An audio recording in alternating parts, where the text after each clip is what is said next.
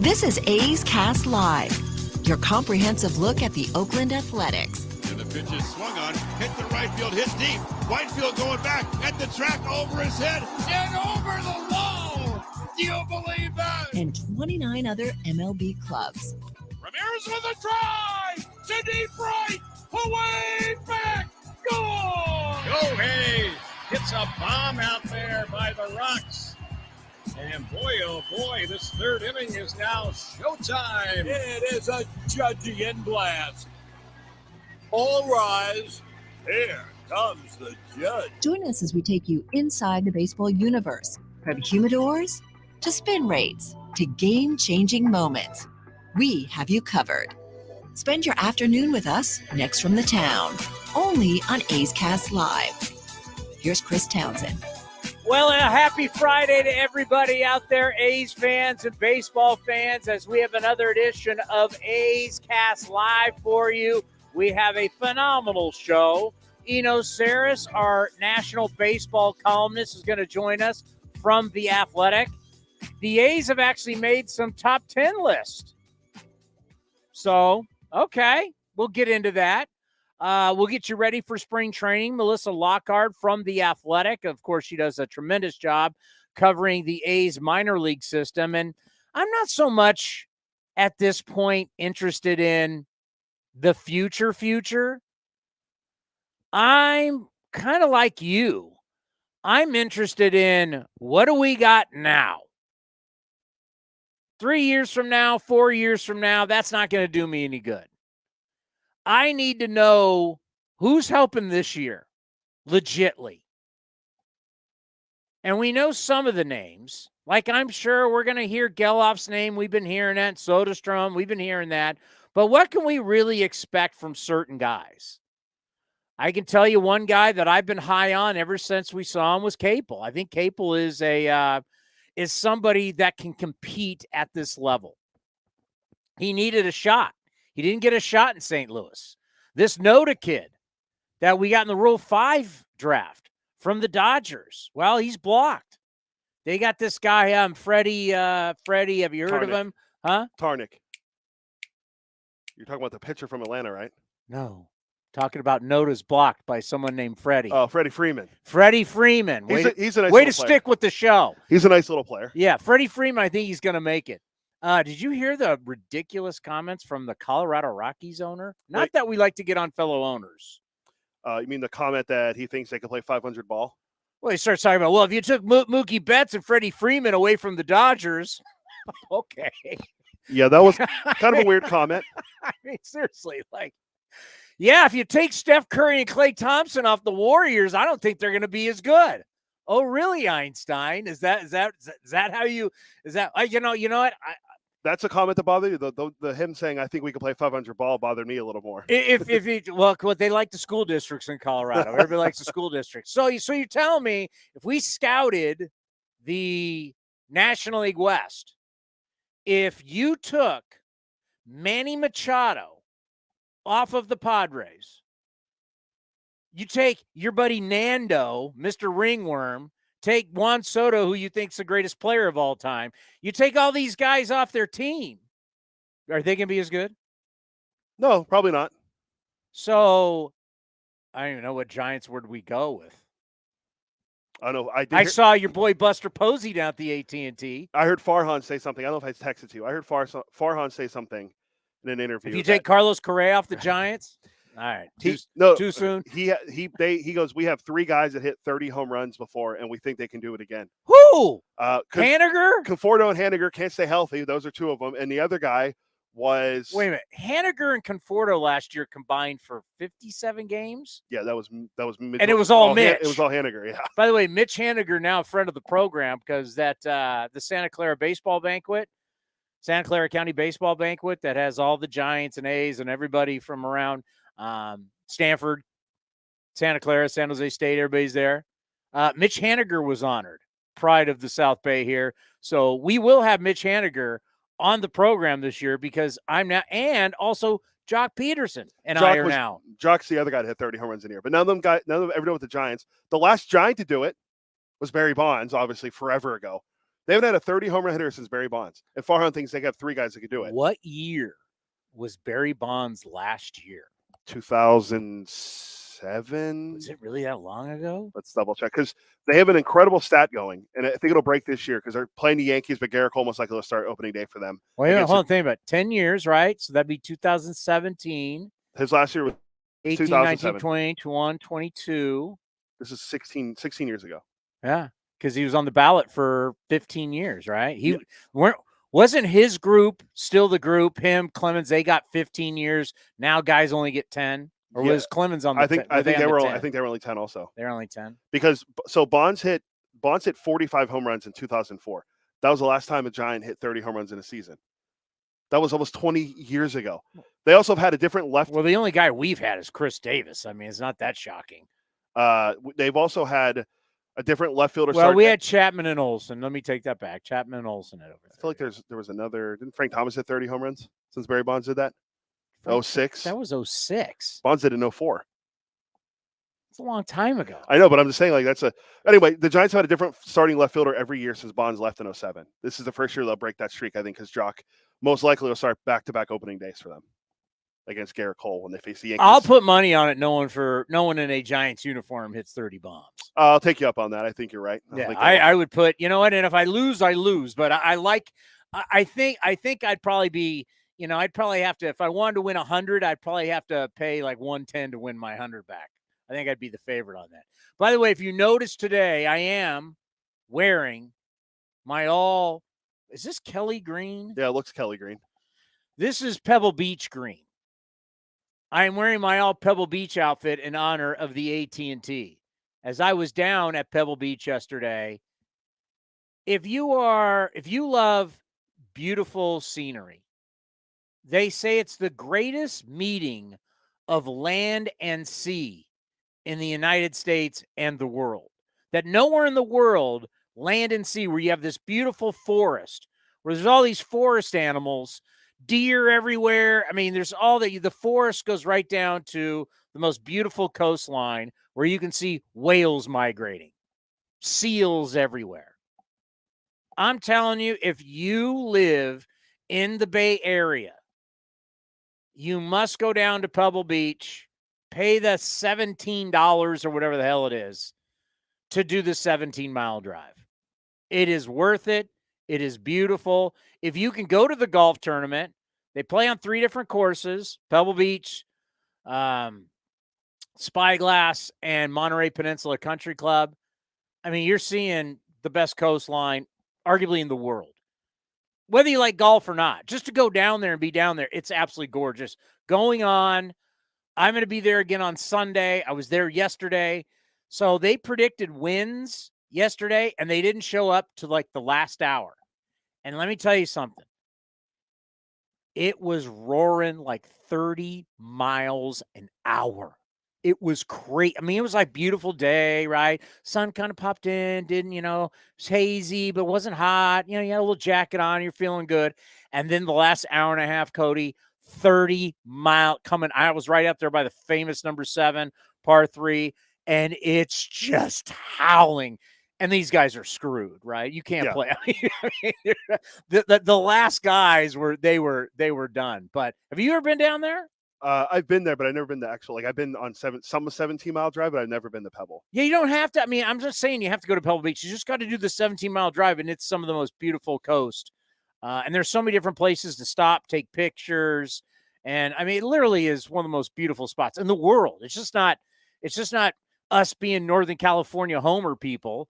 I mean, really, it's as all these people will embark on the Monterey Peninsula this week. The PGA Tour people come here, people from the tour normally live in Florida and Arizona, and they come here and they're like, yeah, this is the most beautiful spot. It's priceless. I mean, what we have, it's one of the gems. I know from our house in San Jose, it takes an hour and 15 minutes to go to literally one of the most beautiful spots on the planet.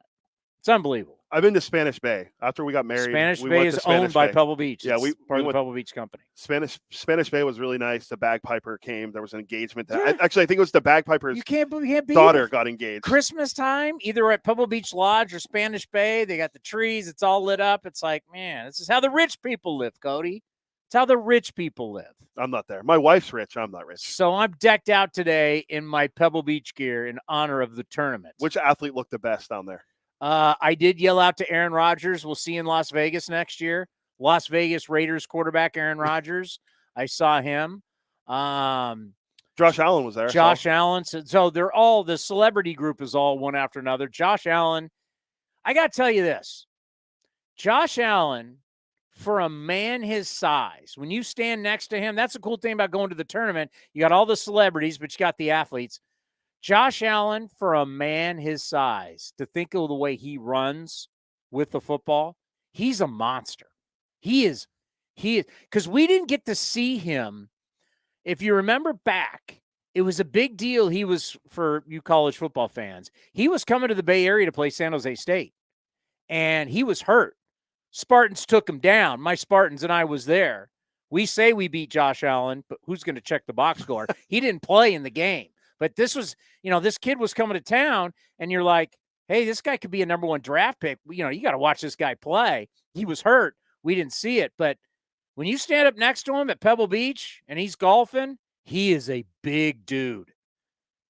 And, I mean, thick neck, big shoulders, and the way he runs the football against linebackers and safeties and stuff, man, big respect. And it's funny. You go down to Pebble Beach, you follow Josh Allen, you see nothing but Bills jerseys. The Bills Mafia is down there following him. You can see it's on Golf Channel right now. You'll see it. Saw a lot of the celebs, saw a lot of the QBs, but future Raider quarterback Aaron Rodgers, not Niner quarterback. He already said no, he's not joining the Niners. Future Raider quarterback Aaron Rodgers is playing down at Pebble Beach right now. I yelled at him. We'll see in Vegas. Did you see Derek Carr's comment last night? Speaking of Raiders. They asked Derek Carr because he was in the Pro Bowl skills competition. Oh, my God. And they asked him, have you ever been that hot before in Vegas? He goes, I guess not, because that's why I'm going somewhere else next year. It was pretty good. It was a pretty good joke. Yeah, if you want to talk about an event that's jumped the shark, let's start talking about the Pro Bowl. Tyler Huntley is a Pro Bowl quarterback.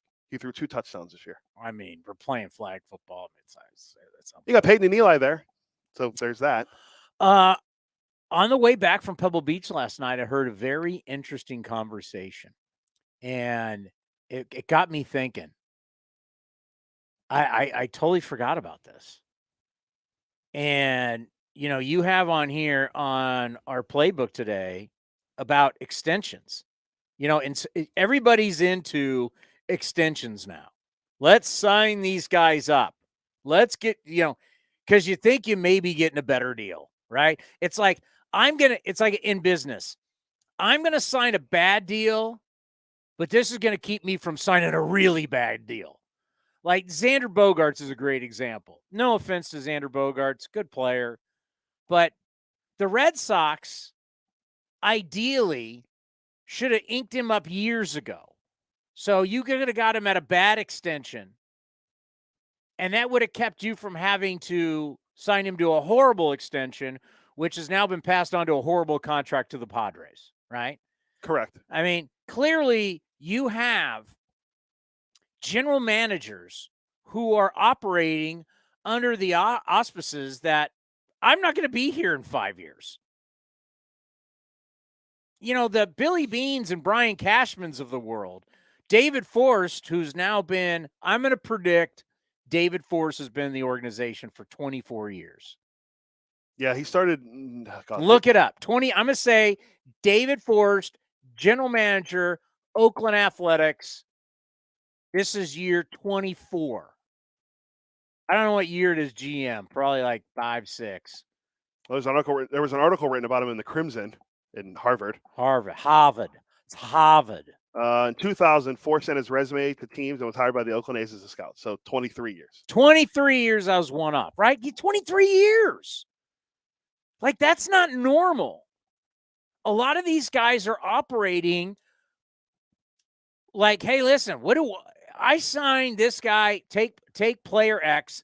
I sign him to a bad deal. It's an 11-year deal. I'm clearly doing it for luxury tax purposes because the idea around this is that 13 years or 11 years from now, this 28, however it works out per year, whatever I'm paying him now is going to be nothing. Like they're banking on that the next generation of players, they're going to sign for $40 million a year.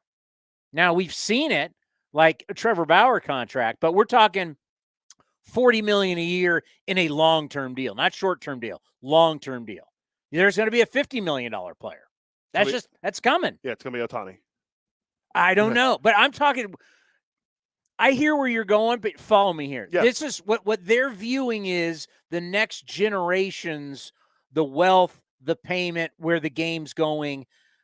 Paying a guy now like Xander Bogaerts seems crazy, but 8 years from now, if he's making, what's he making? 26, 27 million a year? Yeah, it was an 11-year deal for like 280. That won't be a lot of money because you got dudes that are making 55 million a year, 52 million a year. That's what they're banking on. And that's technically against the spirit of the rule of the CBA and the luxury tax. They didn't want this to happen, but it's happening. What are you going to do about it, baseball? We'll see. But the point is, I was listening to this. They were talking about some guys, and the guy they brought up was Manny Machado. And Manny Machado is a guy that when he signed his deal, he was 26. When he and Bryce Harper signed those deals, they were 26 years old. What did we say?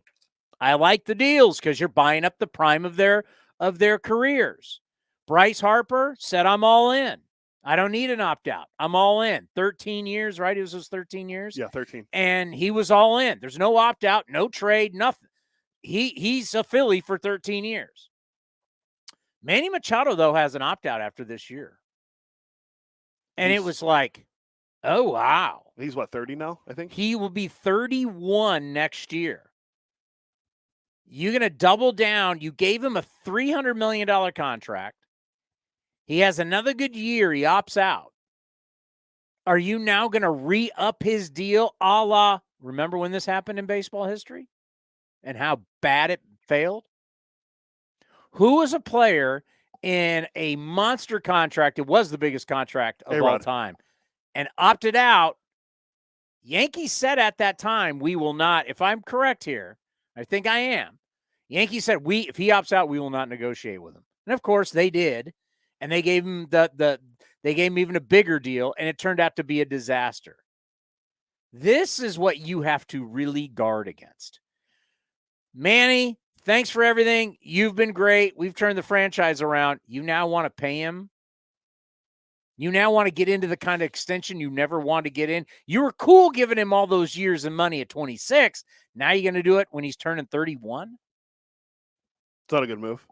The only thing I can see them doing is maybe give him a smaller deal for more AAV. So what? But he's not going to want to get a smaller deal because he already has. It was a 10-year deal.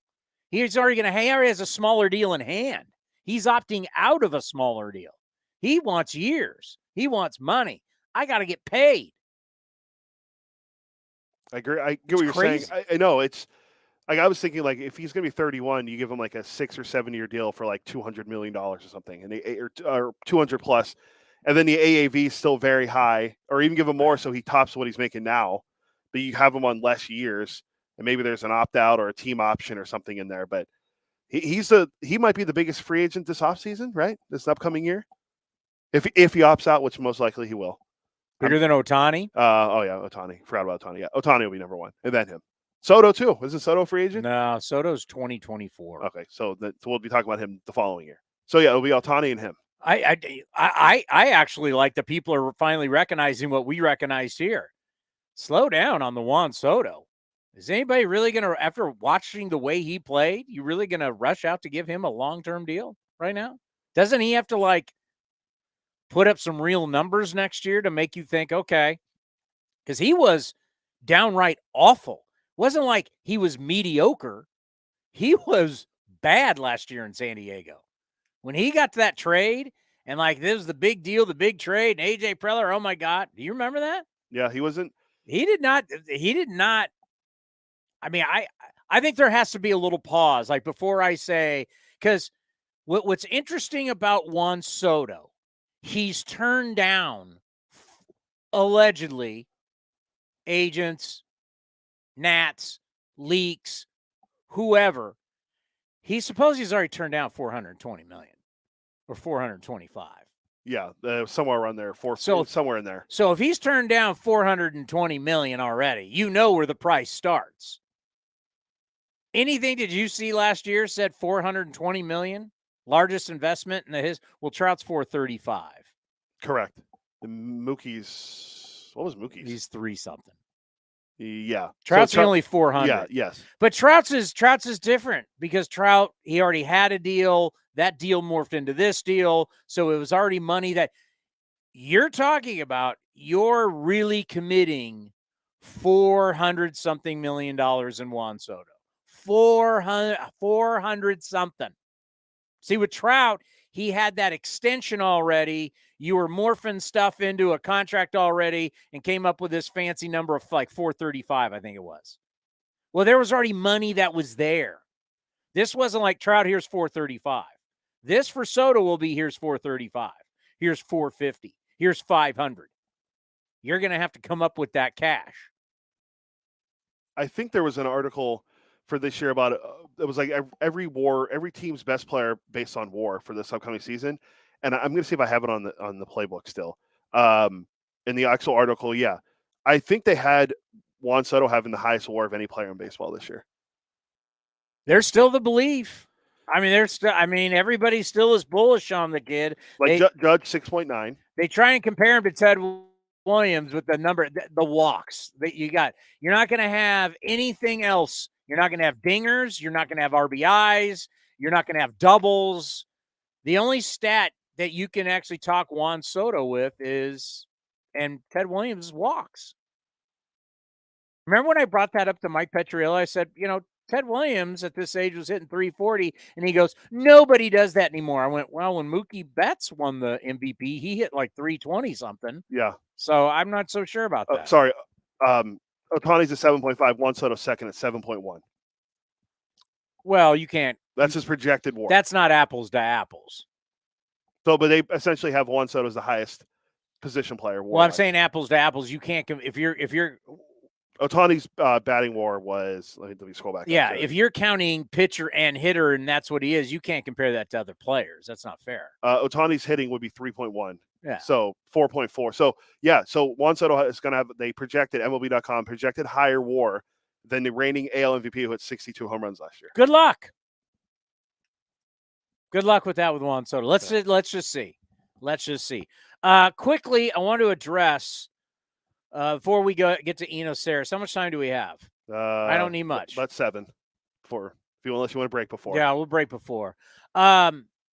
Obviously, a press conference yesterday out at the Coliseum where we're talking about a potential development at the Coliseum site. African American Sports Entertainment Group, right? AASEG. And the city are getting into a deal. The city owns half, the A's own half. I'm not going to get into all the different things that entails. But I read the Chronicle article, and it made me think of one thing. You got to realize, folks, that some of us have been around this a long time.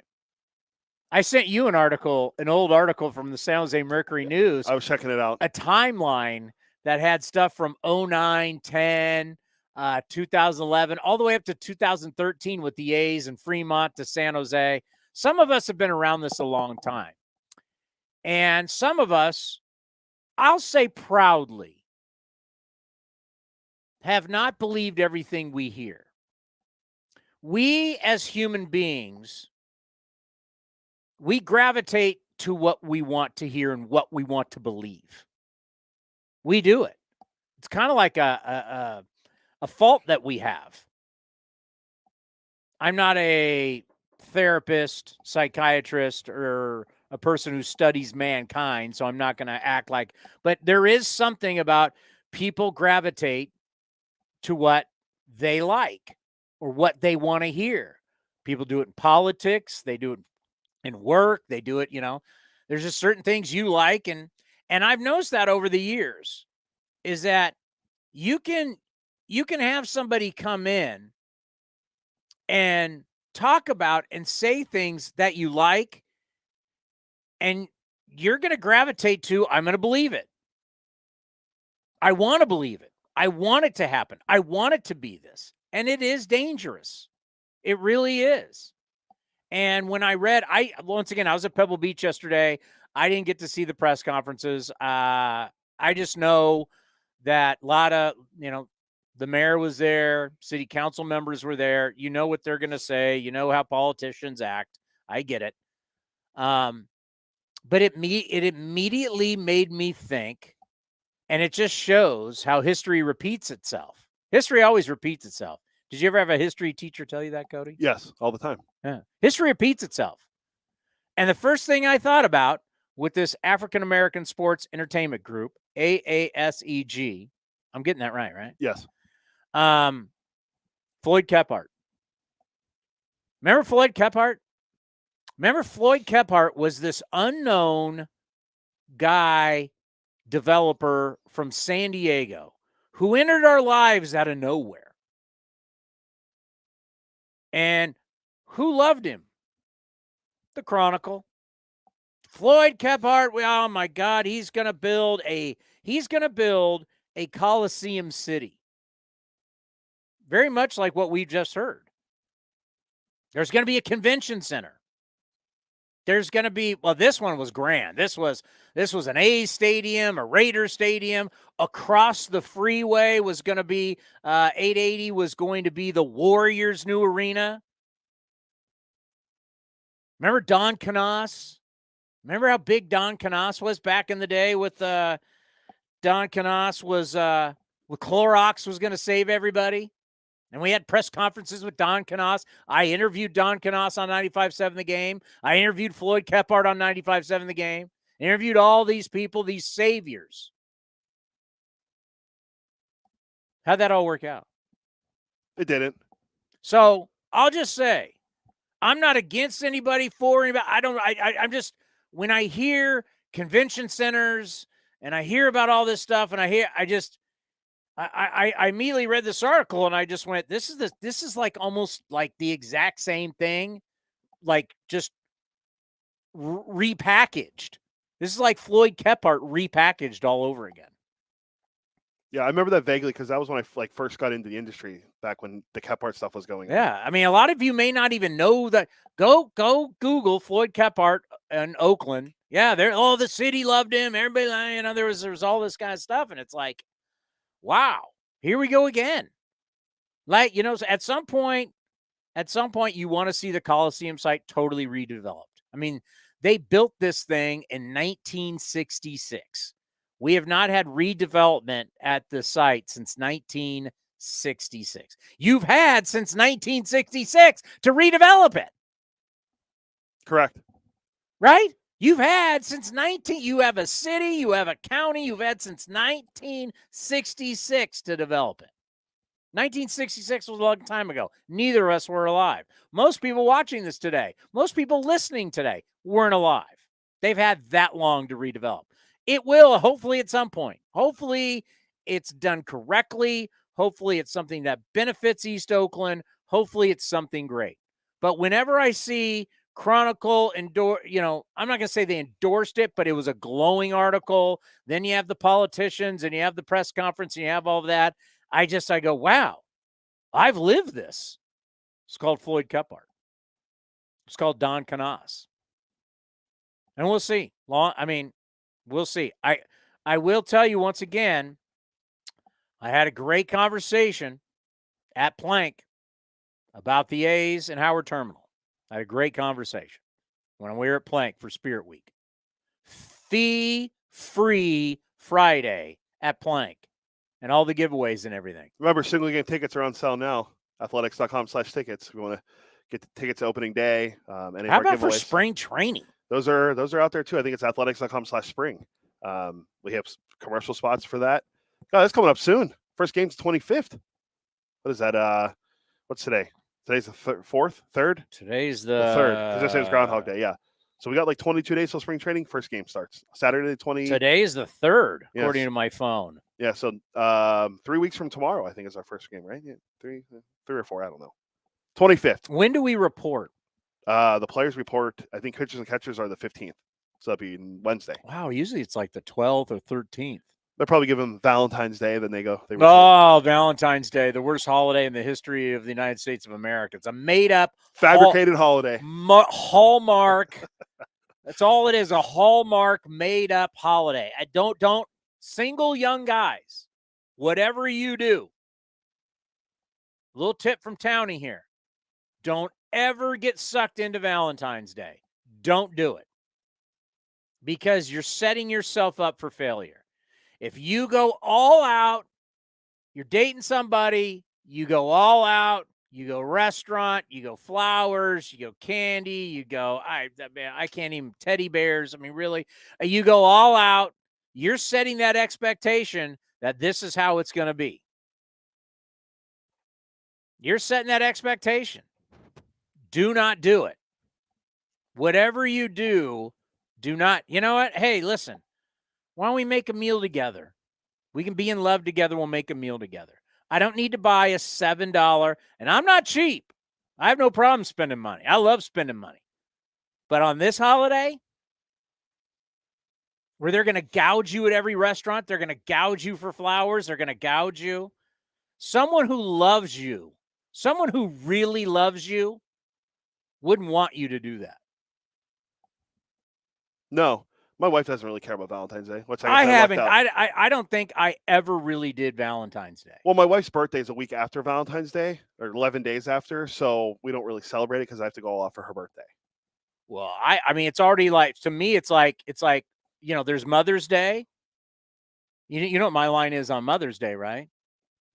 No. You never heard my line on I'm Mother's sure, Day? but I just don't remember what it is. Why do I have to celebrate my wife on Mother's Day? She's not my mother. Yeah, that's what the kids are for. And then you know what Father's Day is, right? Mother's Day Part 2. It's Mother's Day Part 2. Speaking of Valentine's Day, when you think warm and fuzzy, can we play the man's open, please? The Eno Sarris Show is sponsored by Fieldwork Brewing Company. With 8 taproom locations in Northern California, Fieldwork brings you fresh craft beer direct from the source. Fieldwork will also ship beer direct to your door if you live in California. Visit fieldworkbrewing.com. Eno, how long have you been married? I had to think for a second. 15 years. You guys don't celebrate Valentine's Day, right? Well, we got married on the Thursday after, we got married 2 days after Valentine's Day, or it usually works out to 2 days after Valentine's Day. So we celebrate our anniversary. And yes, we do it around the same time. But we don't have to do it on the same day. So we don't have to spend all that money at the restaurant and stuff. Thank you. I'm trying to give educational tips here on A's Cats for these kids, saying if she truly loves you, she would not expect some grandiose type of deal that, you know what, you could cook together and be in love. You don't have to go out and spend all that money. Valentine's Day it's a made up Hallmark holiday. It's a fraud. I have a hard time shopping for her anyway. She has very distinct tastes. So I took a chance this year. I don't usually even buy her that much. Yeah, usually we go out to eat or I cook her something special. But this year I actually went and bought some stuff, and we'll see how it goes. Well, the A's have been making a bunch of top 10 lists lately. We were top 10. Coliseum was second worst ballpark, top 10. Yay. Rob, you sent out a doozy that we're in the top 10 of pitchers least likely to get hurt. That's a positive. And you got a ton of pitchers too. We got a lot of pitchers. And you know what? Wouldn't you say in the world that we're in, where we know you're going to use a lot of just not starting pitchers. I know we talked a lot about that last year. You're just going to use a boatload of pitchers. I mean, the team that's probably been the most successful at it has been the Rays, and they shuffle guys back and forth from AAA like it's like you're doing the shuttle from the Disneyland hotel to Disneyland. So it's like, I mean, you can't have too much pitching. Having a bunch of good pitchers is a good thing. Yeah, the average team uses 7 heavily and 10 starting pitchers over the course of the season. And that's the average team. I mean, some teams are out there using 12 and 15. Yeah, it's crazy, but that's where we are. And depth is really so key. So now that we're sitting here on the third and you start to get what's getting your juices going, what's getting you fired up, as you know, pitchers and catchers, spring training right around the corner. Yeah, I've been doing a lot. We talked about this on last week's show, the sort of 80th and 20th percentiles, because I think it's a fun way to capitalize on the fact that we're all, kind of optimistic right now. Like spring is when you're like, yeah, we still have a chance. August is when we get depressed. So I've been looking at that, and I also, it's also just like it's the time of prognostication. Mostly the moves are done. It's not so much about who you might sign anymore. It's like there's not that much, not that many guys out there to sign. So now it's more about who's going to be good, who on if you're a team like the A's, who's going to step forward, and if you're a team like the Padres or something, like how good can they be? So it's a real time to kind of look forward, trying to make the right guesses, and it's a fun time of the year, I think. For example, over at Fangraphs, there was Ben Clemens did some research, and he was looking at, we have this thing called maximum exit velocity, right? It's like the hardest you hit the ball, and I think it really ports over to a scouting idea, which was raw power, right? So I think, if you've hit the ball 120 miles per hour, you have good raw power. Maybe you hit into the ground. Maybe you need to unlock that raw power, but you have good raw power. So he used maximum exit velocity and then actual results to kind of try and find players that broke out by basically tapping into their raw power more. And Dermis Garcia made the list. He found a way that was predictive in the past that predicted breakouts. And other guys on the list are like O'Neal Cruz, for example. Guys with tons of power that pretty obviously could tap into it. But like Jesus Sanchez on the Marlins. It's a fun list. And Dermis Garcia is on the list. And basically, what the article was saying was if Dermis and players like him can improve the contact rate at all, there's a real chance for breaking out.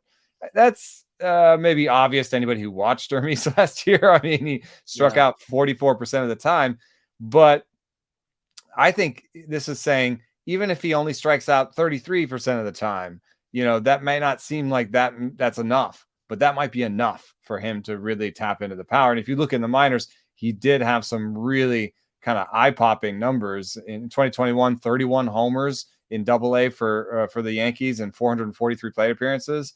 So, we're talking about a guy that may never hit for a good batting average, but if he can strike out 33% of the time, 30% of the time, even 35% of the time, he might be a guy who can hit 200 with 30 homers. And that, it's not the prettiest collection of skills, but it is something that the A's could use. We got a flawed system going right now with teaching. We really do. You guys did a great job, The Athletic, talking about how hitting coaches, it's like a horrible job. And, we have a good piece by Cody Stavenhagen. Yeah, their average tenure is under 2 years. So basically, you're getting a new hitting coach every year. Yeah, so it's like, here I am as a professional, and you want me to trust this guy? You want me to trust him? I mean, because there's so much that goes on with being a pitching coach and a hitting coach and what you go through with these guys and the trust factor and everything. I mean, it's lots of mental, also physical. You also have your dad in your ear, and then you have your local coach that you work with in the off season. That's new, right? Because now I understand why wouldn't I have one of those guys? Because I know that guy's going to be there. My hitting coach is not going to be there. I know he's going to be gone. So getting back to Dermis, and I see that he hits 207.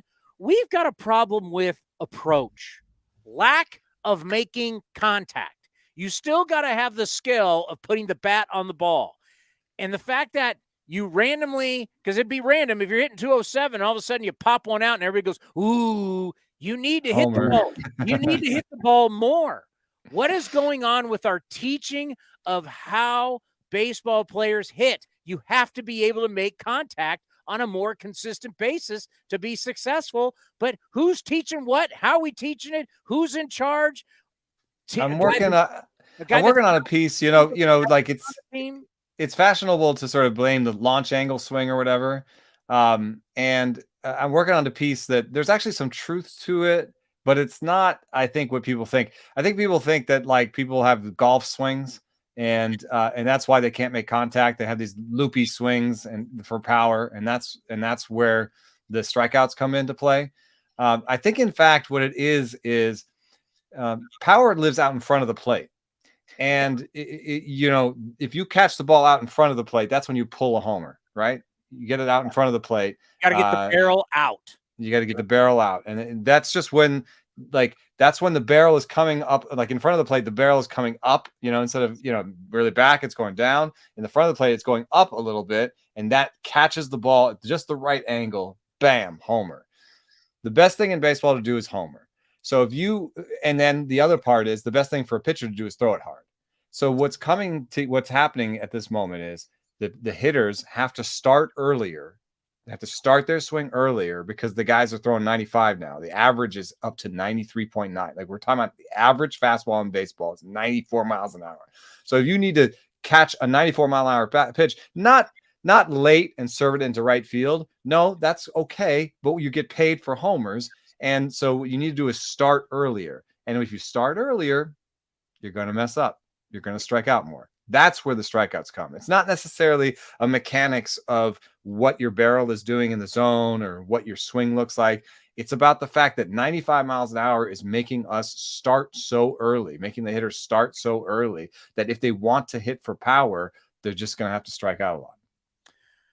What's so interesting about fastballs is we're throwing less fastballs than ever before, right? And then not all fastballs are equal. Like, who was the big guy we got from Kansas City last year, the reliever who came in? We got him from the Royals. He threw 100 and he stunk. Joel Payamps? Was it Payamps? No, not Payamps. It was the big dude. I'll look it up. He threw 100 and yet everybody barreled him. And then you got a guy like Lance Lynn, who he doesn't throw 100, and all he does is throw his fastballs. He's successful. So not all fastballs are equal when it comes.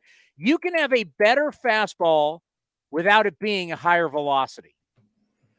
That's for some guys are tougher to see. So whether you're throwing 94, tougher to see, or you're throwing 100 and everybody's seeing it, barreling it up, all fastballs are not created equal. Yeah, that's a big part of the Stuff Plus research I was doing. It was really interesting. That's it. Who's it? Remember Tapia? Tapia could throw 100 and he couldn't get anybody out. Yeah, it's unfortunate. Fastball shape, I think, is just as important as fastball velocity, or maybe just below it. But you got to have ride to get above it, or you got to have tremendous sink to get below it. And if you're caught in between, basically what happens is the batters are like, they're training for. They've seen you the most. If you have the average fastball, they've seen you the most, right? They can be like, oh, I've seen 100 guys like this. If you're Tyler Rogers coming from underneath, they have to see you a lot before they're like, oh, I know what this is like. Imagine seeing Tyler Rogers for the first time. You're just like, what was that? So being weird in baseball is better. And that usually means trying to have some ride so it stays up, or having tremendous amount of sink. So and that is a little part of where teams are separating themselves. And unfortunately, I'm afraid that it's part of where the A's are a little behind. And I know they're trying to do some work. I know that Pike Goldschmidt, the A's R&D guy, has now moved into more of a player development aspect, where he's trying to infuse all of their player development work with the kind of R&D findings, and that's going to be really important for the A's, because I think they've fallen behind there, honestly.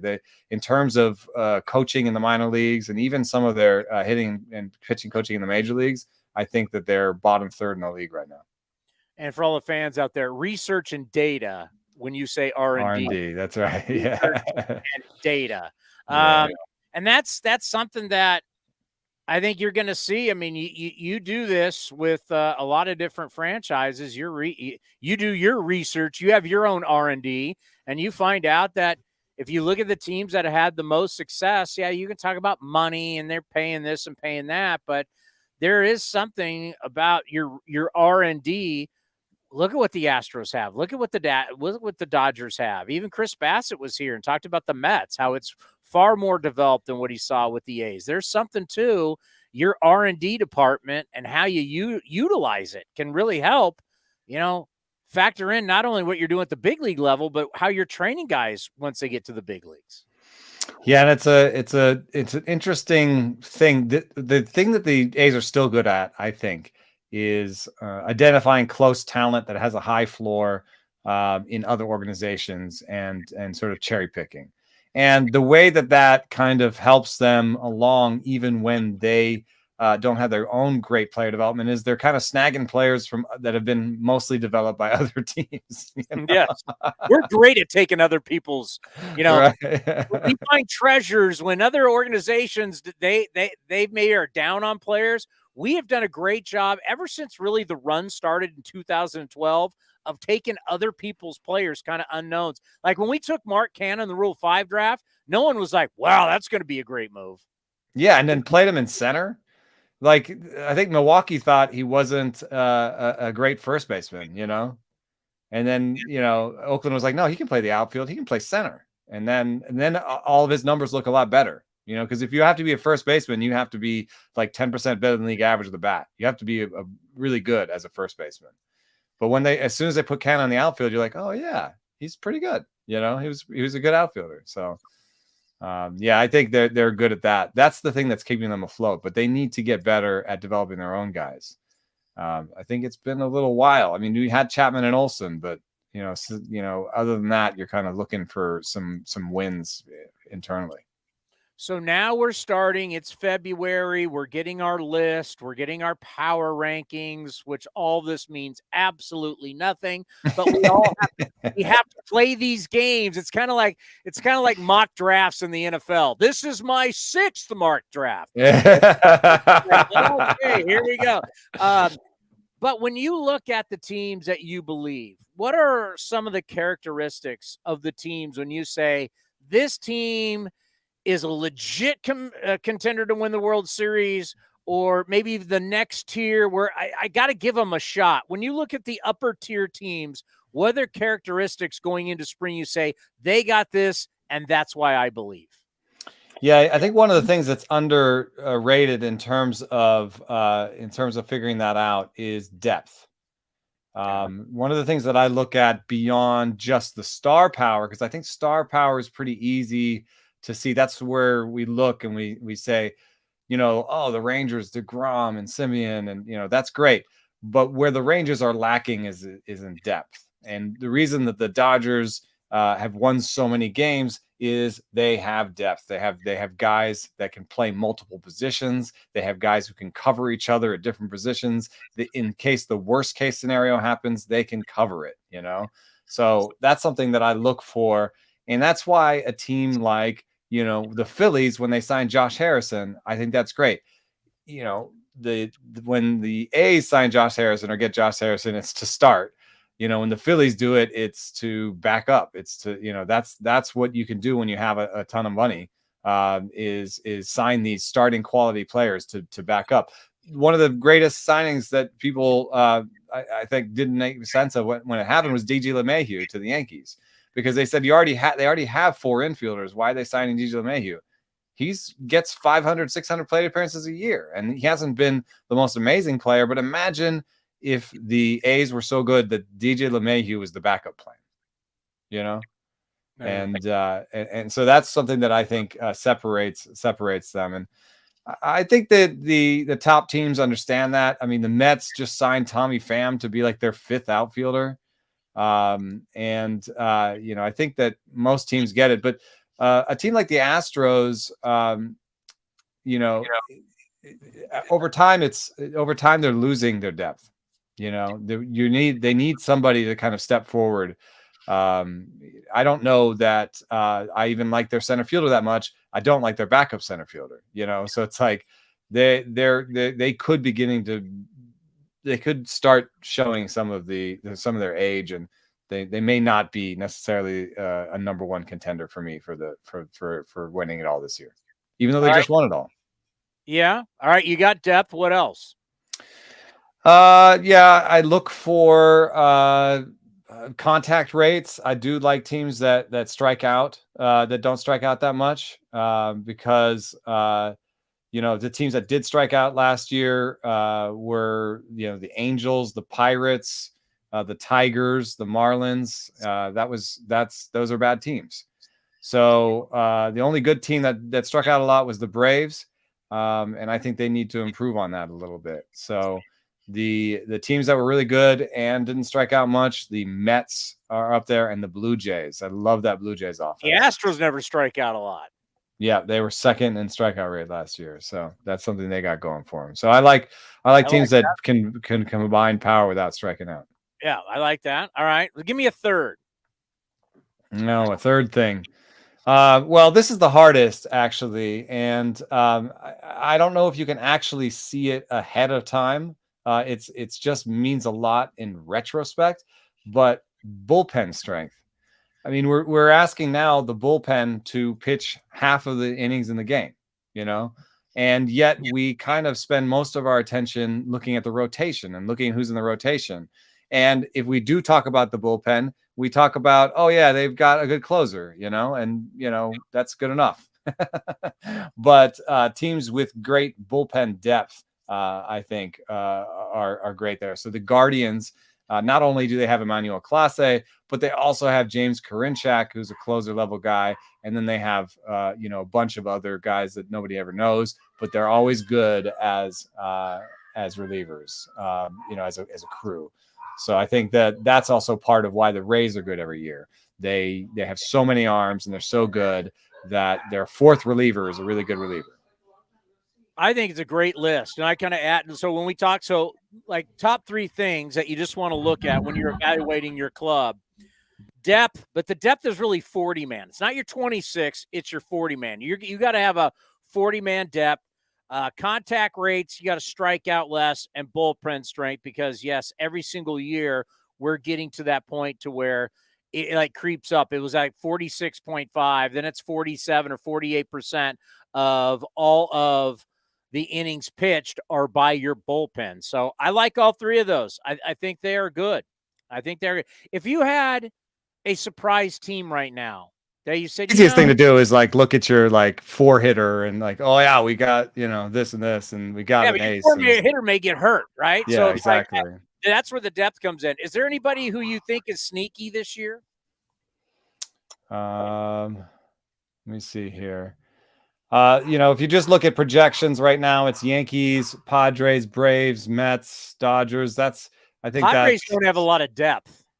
Yeah, I think they're actually lacking in depth a little bit. Yeah, I would agree with that. Because they had to, Ha-Seong Kim is a great depth piece as a depth piece. If he's now your starting shortstop, it puts a little pressure on like, who's your backup shortstop? Like, what does that look like? What happens if Ha-Seong Kim gets hurt and Tatis is not back yet? Now it starts to look a little bit weird in there. So, well, this is kind of where the A's have gotten better too, is that signing a bunch of guys that are not fancy, they've actually improve their depth. Yeah, that's true for sure. I think, I don't know if it's sneaky enough for you, but I do like what the Blue Jays did this offseason, because they traded away Teoscar Hernandez, and that might not look good, but they really did use the money that they saved in the Teoscar Hernandez trade to get better across the diamond. And so they had George Springer in center last year. Kevin Kiermaier and Dalton Varsho in center is going to be a lot better. They had Teoscar Hernandez playing the outfield. I think, to me, he's a DH. So now you have Springer in the corner outfield with Dalton Varsho and Whit Merrifield, right? And with Whit Merrifield and Santiago Espinal, they have two guys that can play everywhere on the diamond. Dalton Varsho, their center fielder, can play catcher. They could have four catchers on the roster, and it's not a bad thing, So they're really set up that they're like 2 or 3 deep at every position. Their starting pitching I don't love their starting pitching depth, but they do have some young guys that are stepping up. And they have a sneaky good bullpen, and they've added to the bullpen depth. So the only place that I'm nervous about the Blue Jays is really the back end of the rotation. And Chris Bassett as a 4, the one thing I believe in with Chris Bassett is innings. You know, I don't know exactly how good he'll be away from Oakland and in Toronto, and the walls are changing in Toronto. And so there's all this. I don't know exactly how it's going to play, but Bassett is a grinder, dude. I don't know if there's no other player almost that I would put that word on as much. Like, he's a grinder. Walls. Are the walls closing in Toronto? What's happening with the walls?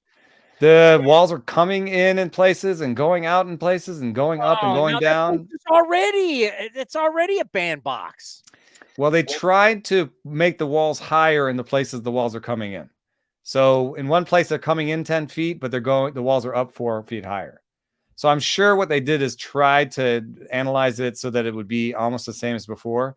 The reason they're doing it, and this is actually kind of interesting from a baseball as a business standpoint, they're creating more spaces that are not sitting spaces.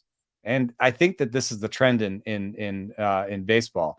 And I think the reason is what it is. It's drinking spaces. Yes, it's drinking spaces. But also, I think there's an idea that like not everyone goes to the baseball game the same way. Not everyone goes to the baseball game and sits down and faces the field and watches every second. Some people go. CA started with the treehouse. We were the treehouse. That was a good one. Yeah, it was a good. I always loved the treehouse. I thought that was a really good idea. So yeah, there's more and more movement towards that. Spaces that are not just, you know, I'm going to sit you in a seat and point you at the field. It's more about like being in a bar with the baseball game on, except it's the live baseball game. All right, let's end on this. Since we're talking spring, that we need spring is what are we drinking in the spring? Where do we go from your fall? You were heavier in the fall. Now you're going into spring.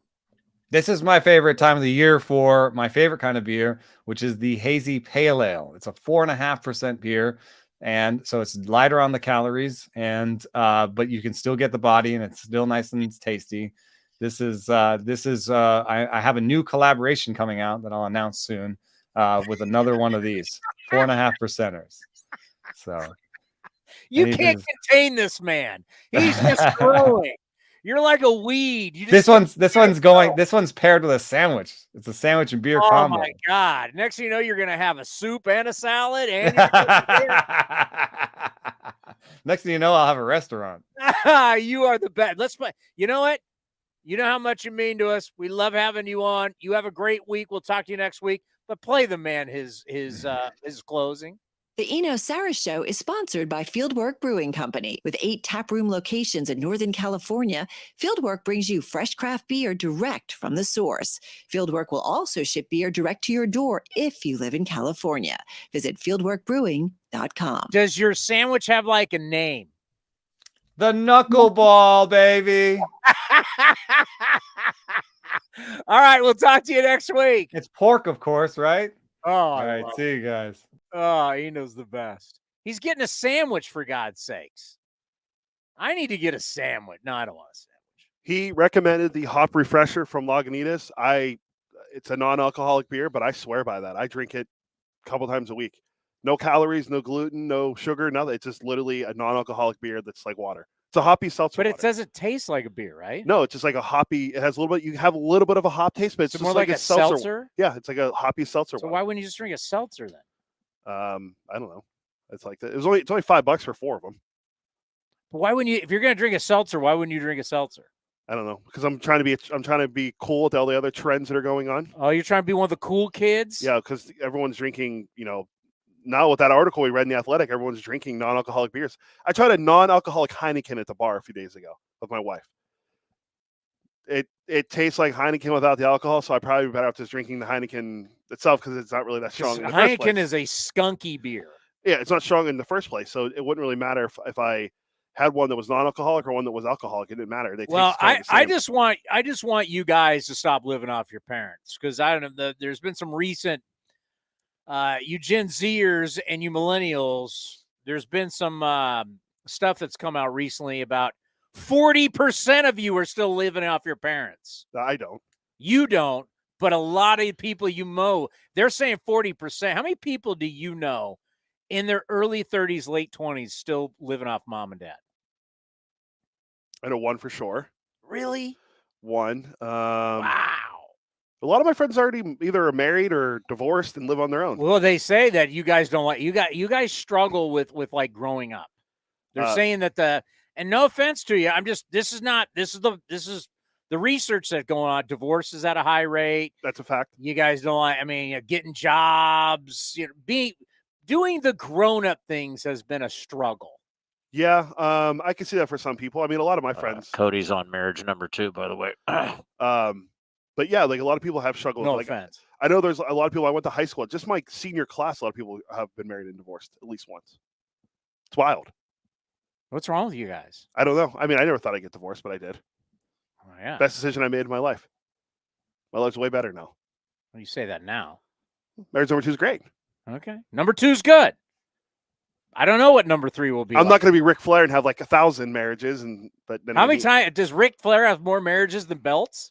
Let's see how many times, because we did this the other day with J-Lo. J-Lo's been engaged like 6-7 times. She's been married 4. Well, she was married to Mark Anthony twice. Ric Flair 5 times he's been married. Like, at what point do you think number 3, 4, or 5 is actually going to work? That's a great question. Like, why do you? Just some people are not good at it. You're not good at being married. Yeah, I said if it doesn't work out this time, which it's trending in the right direction, where we're going to be together till the end. You think you're going to be together? I think I'm going to throw it out there now. I think we'll be okay. I said wow. if it doesn't. Hey, by the way, it's early. Yeah, very early, because they talk about there's certain years that people really start. When you've been married 5 years, 10 years, you're still in the honeymoon phase. So. Before you say this is all going to work out fine and dandy, we need a little more wear on the tires before we hear that. I also have a friend that's in. You know how long I've been married? 21 years. 21 years. Is there some tread on the tire there? Yeah, I think you guys are going to make it though. I think you'll be okay. You think we're going to make it? She's lucky. Yeah, you heard it here. She's lucky I'm sticking around. I talked to your beautiful bride on the phone yesterday. Yeah. I lost my phone for literally like 5 minutes, and there was panic amongst that. I didn't panic. Everybody else panicked about my phone. I didn't panic. I get a phone call from a former coworker. Then he tells me that he knows that I would know what to do. Then I have to call your wife, and then your wife has to call your friend, and then your friend has to tell you where the phone is. It was like playing phone tag. No. None of you helped out in getting the phone. This is false information. So what happened is on number 6 at Pebble Beach is a long uphill par 5. And when he got up to, it's famous, right? All these holes are famous. 6, 7, and 8 are famous at Pebble Beach. So I come walking up the hill, and this is when the wind kicks in.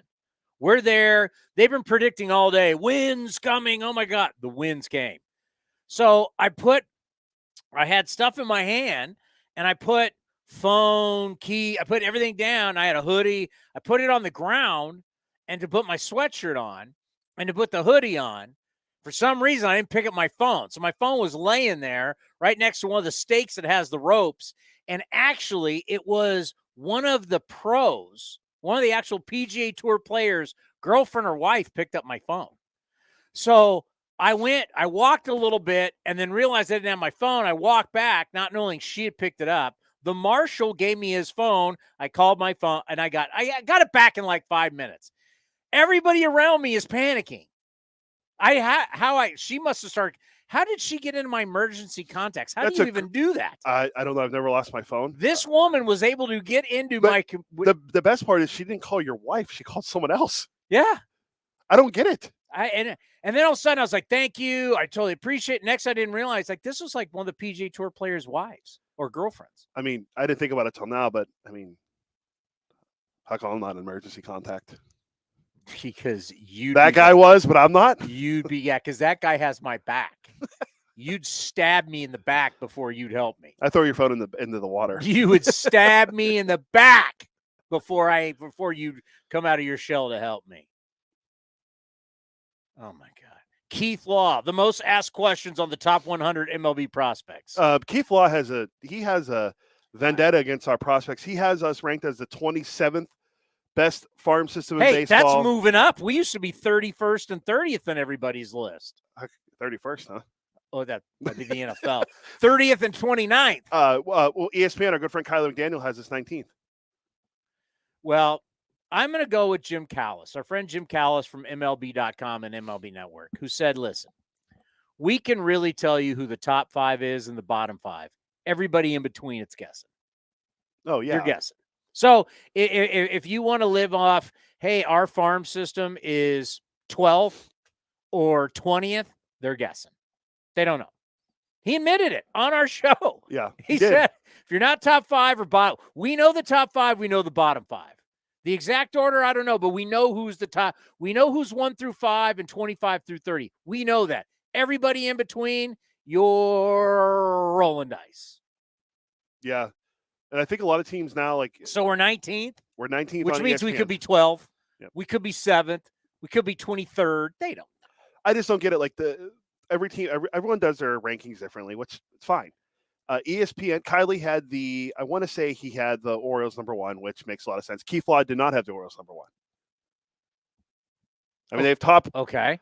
Let me ask you, where do they have the Astros? The Astros towards the very bottom, which doesn't matter. Where have they had the Astros for years now? Towards the bottom. Who has gone to 6 straight ALCSs? The Astros. Who's gone to 4 World Series? Houston. Who's won 2 of them? Houston. Well, guys, a lot of their own guys. So you want me to sit here and worry about what their farm system's doing? Yeah. They also made a very good move by hiring Dana Brown to be their GM. He helped draft Michael Harris, Spencer Strider. I don't care. Well, I'm just saying he's going to help rebuild their system. Who's been to 6 straight ALCSs? And they're not going anywhere. I don't think. When people keep saying they're going to take a step back, I don't see it. What's their step back? They just go to the 7th straight ALCS instead of the World Series? What's their step back? Hunter Brown doesn't win the AL Cy Young, but he fills in nicely for Verlander. I mean, seriously. All these guys done is won. You throw anything at them. Cheating scandal. You throw anything. They lose players. Evan Drellich from The Athletic, who's been on this program before, we're going to have him on. He's come out with a new book that's basically just said, win. It's the Raiders' way. They're like the Astros are literally like the new Raiders. The Raiders have always been dysfunctional, but their dysfunction kept them from winning. We're talking about the old Raiders. The old Raiders, they brought in crazy guys. They could bring in a guy like Matuzak and it worked. They could bring in a guy like Lyle Alzado, it worked. They were the outlaws. There was dysfunction. There was fighting. Al was always fighting with somebody. And what'd they do? Just win, baby. So it's like funny that there's a book out by Evan Drellich who basically says winning cures all. As we've said on this show many times, the best deodorant in sports is winning. You win, cleans up any stink. Any issues, nobody cares. People are fighting, nobody. You win, it's all fans care about. The Astros literally do not care about PR. They do not care. They don't care what the Houston media thinks. They don't care what their fans think. They literally don't. We have been told this. We got told this at the winter meetings. I don't want to throw that person under the bus because this could come back to haunt them. But someone very close to the Astros, you remember this? Yes. Was telling us they don't care about what their fans think. They don't care about the national media, local media. What do? They win. So what do their fans do? They love them. And there's a book out by Evan Drellich, who used to cover them. He's still in Houston, right? And he works for The Athletic. He's come out with a book about this. It's basically the baseball version of the 70s, well, we'll say 60s, 70s, and 80s Raiders. The Raiders were always dysfunctional. The Raiders were always crazy, but they won. I know all about it. Worked for them. Get it. Then that dysfunction kept them from winning. But right now, they're in like a Raider-like run. Evan, remember him and Ken Rosenthal were the ones that broke the story about the sign stealing scandal in the first place. So no one better than Evan to write a book about what happened. I want to read it. We're supposed to have him on February 17th. So I think when are we getting the book? They're supposed to be mailing it to me. So. Yeah, I would love to read that because it really, seriously, some of you are Niner fans. Niner fans, your dynasty was not built on that. Bill Walsh was not crazy. Bill Walsh was a genius. Bill Walsh was so ahead of his time on just not picking players, just not on offense, Bill Walsh was so ahead of his time on how to run an entire organization. Al ran the Raiders. What Bill Walsh created was everything. It was a blueprint on how to do everything, when to practice, how to meet, how to work out, how to travel, everything that many teams still use to this day. It's the Bill Walsh model, completely different. This is about how to win amongst dysfunction and craziness and do what you do. And Jim Crane, by the way, you know where Jim Crane, the owner, is right now? Did you get a chance to talk to him this year? Jim Crane. Down at Pebble? Is down at Pebble Beach right now. Jim Crane, literally, and I know this for a fact, the media center a few years ago, Jim Crane playing at Pebble Beach, did the morning show with Murph and Mac on KMBR. He got up, left. I came walking in. One of the employees of KMBR, I'm not going to mention who, said Jim Crane off the air just said to them, oh, there were a lot of teams doing it. We're just taking the fall. He wouldn't say that on the air because, remember, he had to wear it. He had to pay the fine, fire his coach, fire his GM. But Jim Crane told these guys at KMBR, oh, yeah, other teams are doing it. Baseball just wanted to punish them, close it, act like nothing happened, forget Yankees, forget Dodgers, forget Brewers, allegedly, forget all them, let everybody off. Just Astros, you won the World Series, you'll keep your rings, you'll keep the title, you just got to get rid of 3, you got to fire 2 guys, we'll take care of Cora and Beltran. I mean, you just see how this thing played out, right? We'll take care, we'll make Boston get rid of them, we'll make New York get rid of them. Yeah, Boston brought back Cora. But they brought it back. But we'll, yeah. Right? And you get rid of Hinch, and we'll make those guys the scapegoats, and then we move forward. And are we going to do deep dives into all these other teams that we know are doing it? Jim Crane said it at the AT&T when he got done to the guys at KMBR. Other teams are doing it. And Jim Crane, your buddy, is down at the AT&T at Pebble Beach playing right now. You think he cares? Look at all just the stank that's been on the Astros and Jim Crane. And they don't care because they just keep winning. And now they got their second world title. And everybody's like, oh, do it for Dusty. All he had to do was go hire Dusty Baker. And everybody's like, do it for Dusty. Even though we know how awful it is to work for the Astros. It's awful. Awful. They treat everybody terrible. Lower level employees. Doesn't matter. They win. They absolutely win. All right, we haven't had a break yet. I know. I mean, as you can see, I'm ready to go 3 hours again. I mean, you might still be in off-season mode. I'm ready to get her going. Well, before we get to Melissa, we should, after our break, I want 40-40. I would say maybe we should do 40-40. We've been teasing this for days. All right, let's just do it now. Oh, you don't want to take a break? No, we'll just take a break before Melissa. So I pose the question, what's going to be easier? Because somebody who came out with the article about the 40-40. That was our good friend Sarah Langs. Okay, so 40-40 may be back in vogue. I will always say this, my man, Jose Canseco. Remember this bobblehead, the Rookie of the Year? 1986 Rookie of the Year, Jose Canseco, that we gave out, brought to you by Kelly Moore Paints. Love me some Jose. When he did 40-40, it really mattered because it was in a season that mattered. Let's play the highlight. All right. Here's Jose stealing number 40. He's leaning a little bit right now. He's running. There's the throw. Number 40. Jose Canseco, the first man ever in big league history. They're doing. And now he's asking the umpire if he can take that second base back. And he's saying no. The umpire says he can't have it. He's getting a standing ovation from his teammates on the top of the dugout step.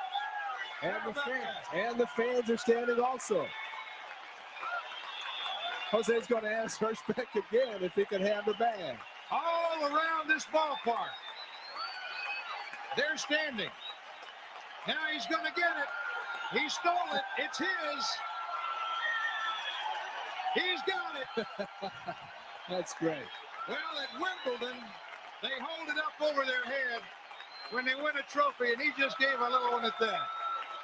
Frank Simchek will take care of that.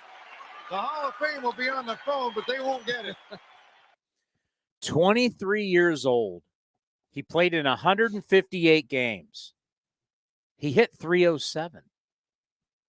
I mean, this is like, this guy's going to be one of the greatest players to have ever lived. He hit 307, not 230, not 207 like Dermis Garcia. He hit 307. 42 home runs, 124 RBIs, 40 stolen bases, slugged .569, on base .391. He had an OPS plus, not an OPS, an OPS plus of 170.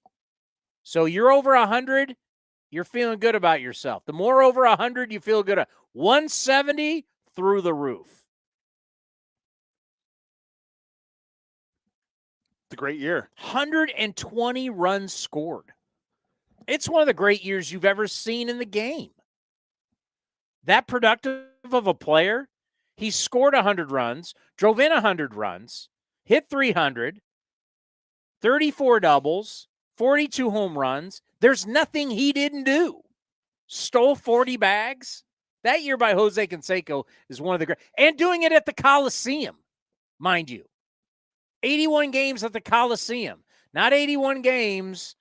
Not going to throw your boys from Coors Field on the bus, but not in Arizona. Yankee Stadium. Not in Philly. Toronto. Not the bandbox stadiums that you think of. He did it in Oakland. That is truly one of the great years in baseball history, offensively. I'm curious how many home runs. All around years. I'm curious how many home runs he hit at home that year. 1988. 1988. Jose, that year at home, let's see, he hit 16 home runs at home and stole 19 bases. It hit 313. And hit 26 bombs on the road. 26. He actually hit better. He's like the anti-Todd Helton. Yeah. Yeah. It's pretty remarkable. What did he hit on the road? 301. So he hit better at home, by the way. He hit 313 at home, hit 301 on the road. Look at his batting average of balls in play. That's BAPIT. 347 at home. He was a monster. On the road, his OPS plus was 181. He was a monster. All right. So giving love to my guy, Jose. Who's next on the list? That cheat? That'd be Barry Bonds, who did it in 1996 with the in Giants. a year where the Giants were terrible. So Bonds is greatness. If you think Bonds is not greatness, you're out of your mind. Barry Bonds, bad year for the Giants, said to hell with it. I'm going for 40-40, and he did. Here's the highlight. Bonds goes on the first pitch. Reed is up throwing, but Bonds has done it. Barry Bonds has become the second man in the history of baseball with 40 homers and 40 steals in one season. And he will take the base home. He had the exact same numbers as Jose. 42 home runs, 40 stolen bases. Monster year by Bonds. 308 batting average, over 1,000 OPS. Why? Because he led the league with 151 walks. That's all the guy did was walk. He's Bonds. He's Bonds. But he's a 40-40 guy and a Gold Glover, for God's sake. Barry Bonds, I know, but I can respect just the player. That's why I should be a Hall of Fame voter, because I can respect just the player. Barry Bonds was greatness. Giants won 68 games that year, by the way. They were terrible. 68 wins. That's when I was getting into my career and I was working at KMBR. Bonds just basically took over. Just said, you know what? We stink. I'm going to be great. To hell with all of you. All righty. The great Barry Bonds, 40-40. So it's only happened twice until another cheat. Alex Rodriguez. And that is hit well into right center field. Anderson goes back and see you later. There it is. Alex Rodriguez is now a 40-40 player. His 40th home run of the year that ties Rico Petrocelli for the most home runs in the American League for a shortstop. Attaboy, Alex. 1998 Seattle Mariners. I don't have their record in front of me that year. Let me pull it up real quick.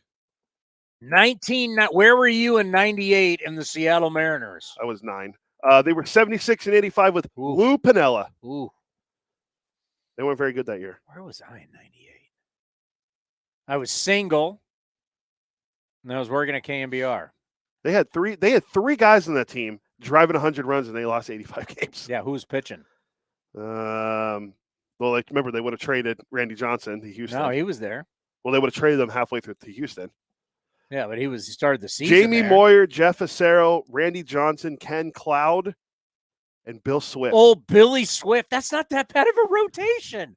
How are they that bad? Well, look at the ERAs though. 5.85, 6.37. It's 1998, bro. Yeah, You're in the middle of the steroid era. Hey, Jamie Moyer said, "Shut up! I got 3.53 throwing 80." Yeah, the numbers are they're pitching in the Kingdom.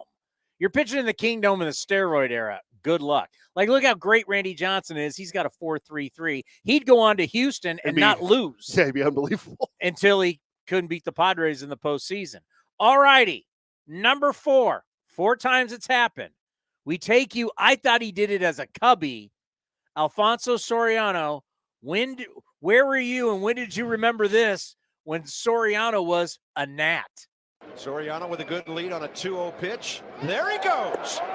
And he is in there without a throw. And that's number 40 for Soriano. Yep, that's what happens. The catcher tried to rush it. He couldn't get it out of it. Couldn't pull the trigger. There goes the base. The ground crew's ready with a replacement. All right. And he joins Jose Canseco, Barry Bonds, and Alex Rodriguez as the only 40-40 men in the history of baseball. The 2006 Nationals won 71 games. Who was their manager? Davey Johnson. No, this guy's a Hall of Famer. Frank Robinson. Who was their general manager? The one guy we can never get on this program. Oh, Jim Bowden. Bowden was the GM. And Dana Brown, who's now the GM of the Astros, was their scouting director. Why do you have Soriano at 39 home runs and 41? Oh, he had 39 home runs and 41 steals as a Yankee. Yeah, he did it a couple years prior as a Yankee. This year, though, at Seattle. One dinger away. Yeah, he went 46 homers, 95 runs driven in, and 41 steals. He hit 277. Where did he finish in the MVP voting that year? Let's just take a look. The 1 year Soriano was a national in 06. He finished 6th in MVP voting. I got to be honest with you. I'll be honest. I wouldn't you say we're honest on this program? You didn't know you forgot he was a national? If you would have said, name me all the teams he played for, I would have said Yankees. I would have said Cubbies. Who else? Texas. He was in the A-Rod deal. That's right, Texas. I would have never said Nationals. Most games Alfonso Soriano ever played in his career was 160. 159 that year with the Nationals at age 30. He was a good second baseman. He was in the A-Rod deal? Yeah, when he got flipped. Dude, his career numbers. Look at his career numbers for a second base. 412 home runs. Yeah, 412 home runs, 1,159 RBI, stole 289 bases, career 270 hitter. Total bases, he had 3,874 total bases, and that's nowhere near what Hank Aaron did. But I'm starting to look more at what guys do with total bases, and it's pretty remarkable. Like, no one's going to pass Henry Aaron's record of total bases, which is like 6,000. No. I think Hembo had a stat say, Pujols kid unretire, hit a home run in like I forget how many consecutive at-bats, and he'd still be well behind Hank Aaron. Well, it goes back to, you want to talk about the greatest player of all time? It's really, really hard not to say Henry Aaron. I know. Henry Aaron is third in hits. Think about that. Only Pete Rose and Ty Cobb have more hits than Henry Aaron. Then look at all the home runs. Look at all the RBIs. This guy was an offensive machine. And from what they say, obviously we weren't born. He was a terrific right fielder with a hose.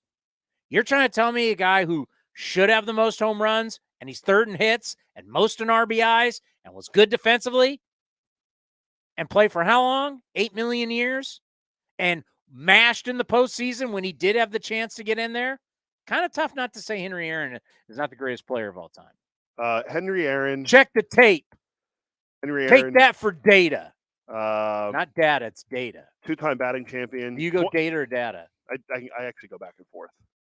Data. 25-time All-Star. 25-time All-Star, and he only played 23 years. I don't know how that. Look at the RBIs. 2,297. 2,297. 6,856 total bases. The next closest is Albert Pujols. He's like, let me pull. Well, let's do it. 755 home runs to go with 3,771 hits. I asked the question before Melissa Lockard. I asked the question to you, and I'll allow you to change your answer. What's going to be easier to do now? Because they think 40-40's coming, and there's going to be quite a few guys. What's easier, 40 home runs or 40 stolen bases? I think the steals are. I told you prior to this year, it would have been home runs. You said home runs first. I went Lee Corso. Not so fast, my friend. Yeah, I said prior to this year, it would have been stolen bases would have been harder to do or easier to do. But now, home runs would have been easier to do prior to this year. When you tell people about the rule changes, they go, wait a minute, what? You can only throw over twice? Yeah. Yeah. If you don't give them the third time, it's a balk. You got smaller bases. I mean, if I had any type of speed, I am taking the biggest Ricky Henderson leads and forcing you to throw over. I'm going to force you. I am going to force you to throw over. And if you don't, I've got such a big lead, I'm gone. The running A's, baby. We better become the running A's. Well, so what a lot of people don't realize, there's only 4 guys that hit 40 home runs last year. You know Aaron Judge. You know Schwarber. Schwarber, yeah. There's only 4. Not that many guys. Now that we're testing for PEDs. Who are the other 2? I can't remember. But Schwarber led the National League and obviously Judge the American League. There was only 4 guys that had 40 Polar Bear. Polar Bear do it? I think Alonso had, I have it right here. Mike Trout and Pete Alonso each hit 40. And then Trout ended up Austin Riley hit 30. Trout snuck in 40. That was very light. Very under the radar. Wow. Trout had 40? If he didn't have a bad calf and all the injuries, I think Trout would be an easy 40-40 guy. My pick, Ronald Acuna will be my pick this year. Let me tell you something. That guy's turned out to be overrated. Who, Ronald? Yeah. Can't stay healthy. What's the best ability? Availability. By the way, real quick before we go to break. Most total bases in MLB history. Henry Aaron, 6,856. This is from our friend Paul McKitties of ESPN. Albert Pujols, 6,211. Pujols could unretire, homered in 161 consecutive plate appearances, and still rank second all time. He'd hit 161 straight home runs. And still rank second.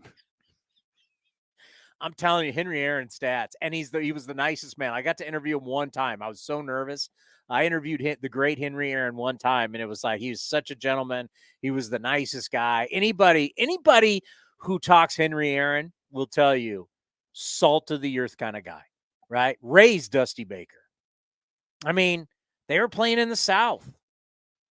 I mean, Henry Aaron had to help a lot of these young players, just not African Americans, players of color.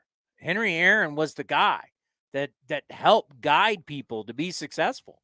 I mean, Henry Aaron helped and Henry Aaron helped white guys too. I mean, Henry Aaron was just an amazing, I don't know if they even called him a captain then, but Henry Aaron was the leader, and he was a leader to people on other teams too. Henry Aaron is, we do a lot about a lot of different players in sports. I don't think Henry Aaron has ever really gotten his due of what he meant to the game, what he meant to people inside the game, what he meant after his playing days.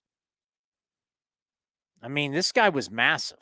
And the stats are just... Yeah, look him up someday on a Baseball Reference. They're incredible. Just go look Baseball Reference. Melissa Lockard will join us next. We'll talk a little A's baseball. Who's helping this? Who's really helping this year? We find out next right here on A's Cast Live.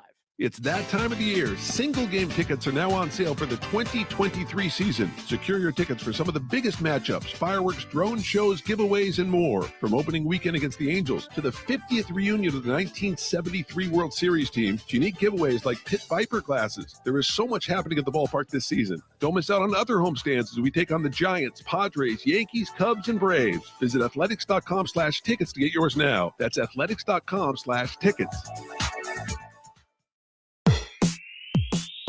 If you're looking for a new mattress, Nest Bedding has you covered. Sleep on the same mattress Hall of Famer Ricky Henderson sleeps on. Nest Bedding is a national brand with family-owned prices and service. You can shop at one of their Barrie locations, and all stores are sanitized and safe, or you can navigate their easy-to-use website, nestbedding.com. That's nestbedding.com. Green and gold fans, use the coupon code Oakland and you'll get 10% off your entire order. Nest Bedding, love where you sleep.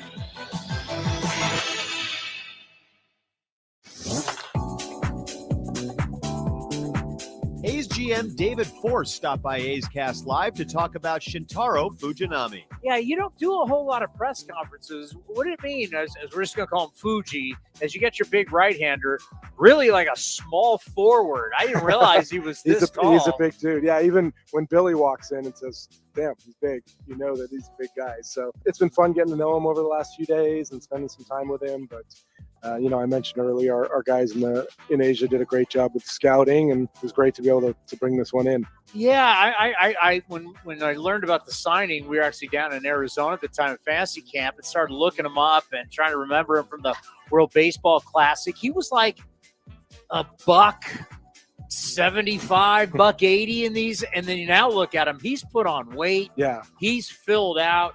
Just talk about what you've seen, especially we've heard the last 3 months about velocity in the split finger. Yeah, I mean, you're thinking about a guy who's been in the big leagues for 10 years over there, and you don't think about a guy who's still really developing, but he was in the big leagues at 18 years old. So he's really, matured over his career, obviously went through some difficulties in 16, 17 with command. He even spent some time in the minors the past couple of years, but we really did a good job following him through the minor leagues, staying on him, and his last month and a half in Japan, he made a couple starts in August where he dominated, and we watched a lot of video, talked a lot about him leading into the off season, and then really just stayed on this deal until we got it done. You can watch the full interview at youtube.com/athletics or listen at athletics.com/A'sCast.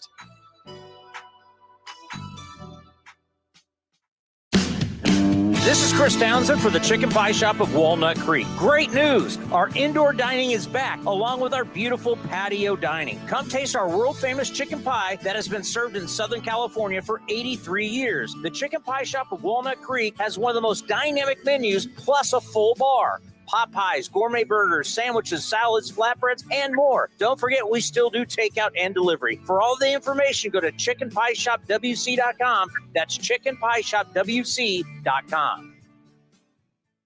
Humanity has accomplished a whole lot so far. We created penicillin, the automobile, and the internet, not to mention drones, duct tape, and the hot dog. It's all thanks to the power of human connections. And RingCentral's here to make that even easier, more seamlessly and securely, on a platform built to grow your business. Say hello to a whole new way to say hello. Visit ringcentral.com and say hello to possibilities. RingCentral. Message, video, phone, together.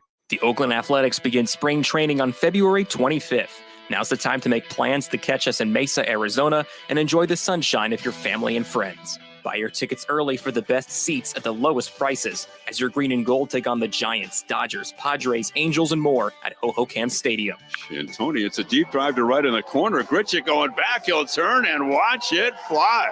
Get your tickets at athletics.com/spring. That's athletics.com/spring.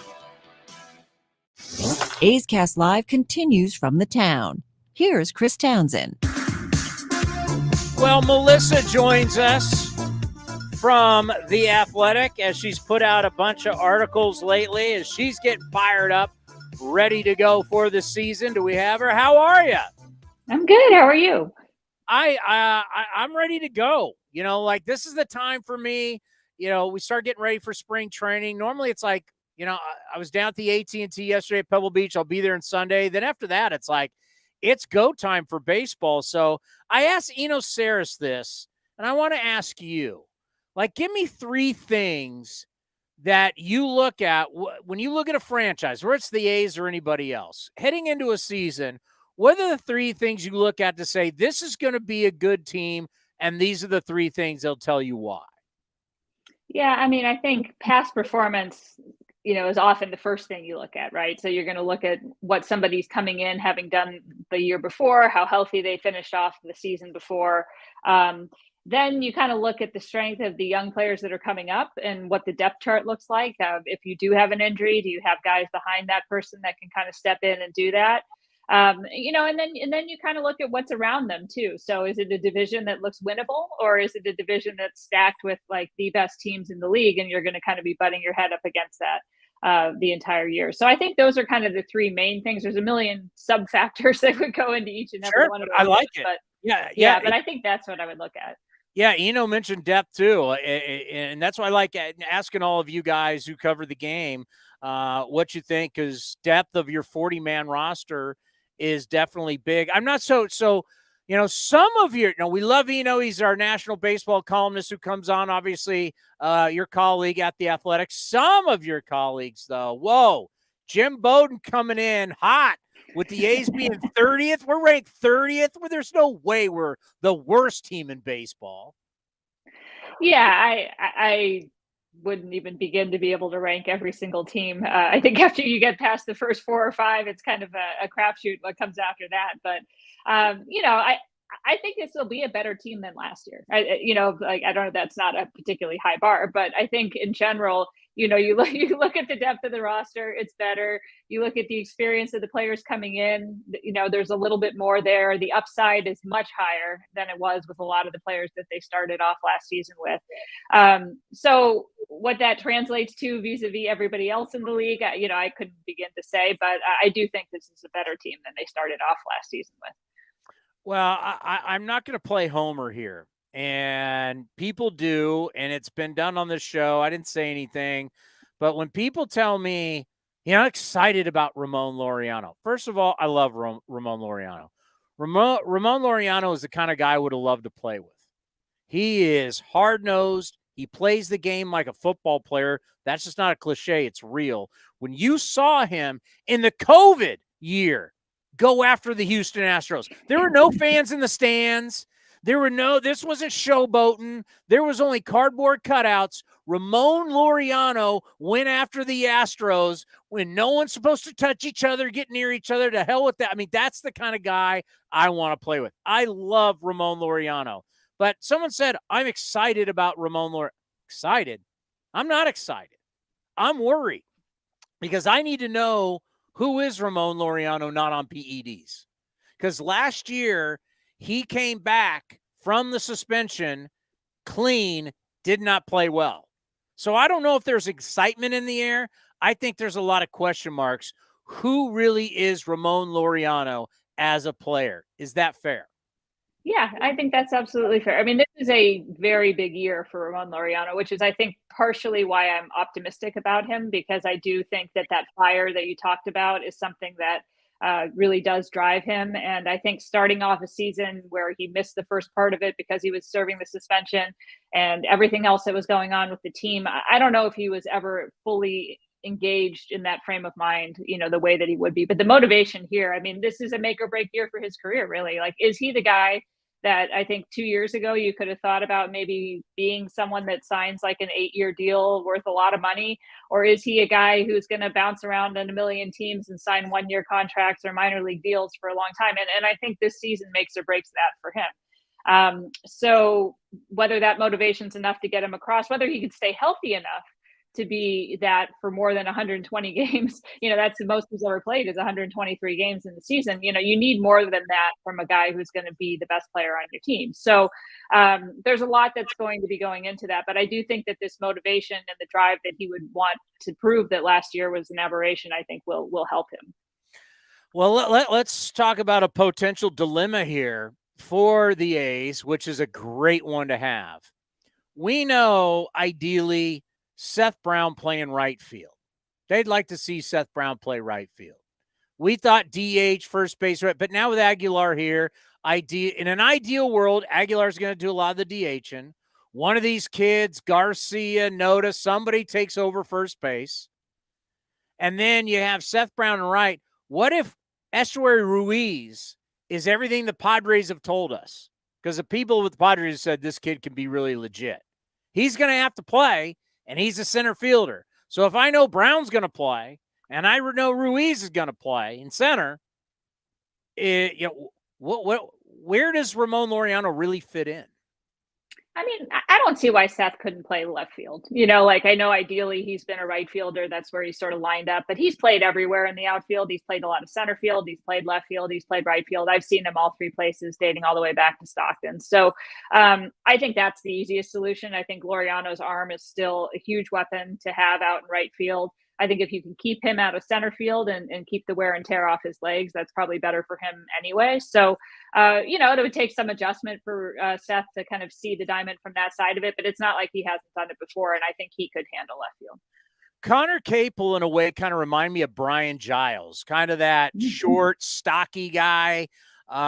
His bat stays through the zone a long time, a real level swing, makes a lot of contact, needs a place to play, didn't have it in St. Louis.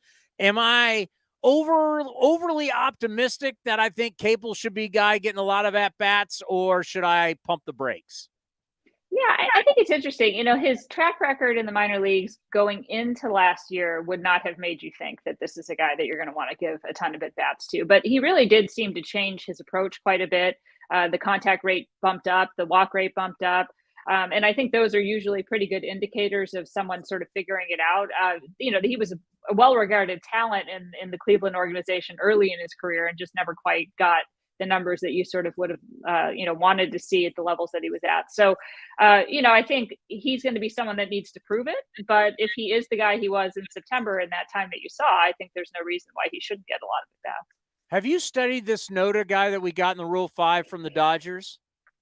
Yeah, I mean, he's interesting because he's a guy who not only is he a power hitter, which I think they really, obviously could use, and he's a guy who can get on base, but defensively, he's actually a very good first baseman. And I do think that was underrated in terms of what they were missing last year from Matt Olson. Like, it wasn't just the bat. I think the glove was very sorely missed at first base. They never really had anyone that was a plus defender there at any point last season. So if he's a guy who can come in and be an above average defensive first baseman, that certainly creates an alignment for a shift-free infield that will be, a pretty big bonus, especially if he can run into maybe 20 home runs in a year.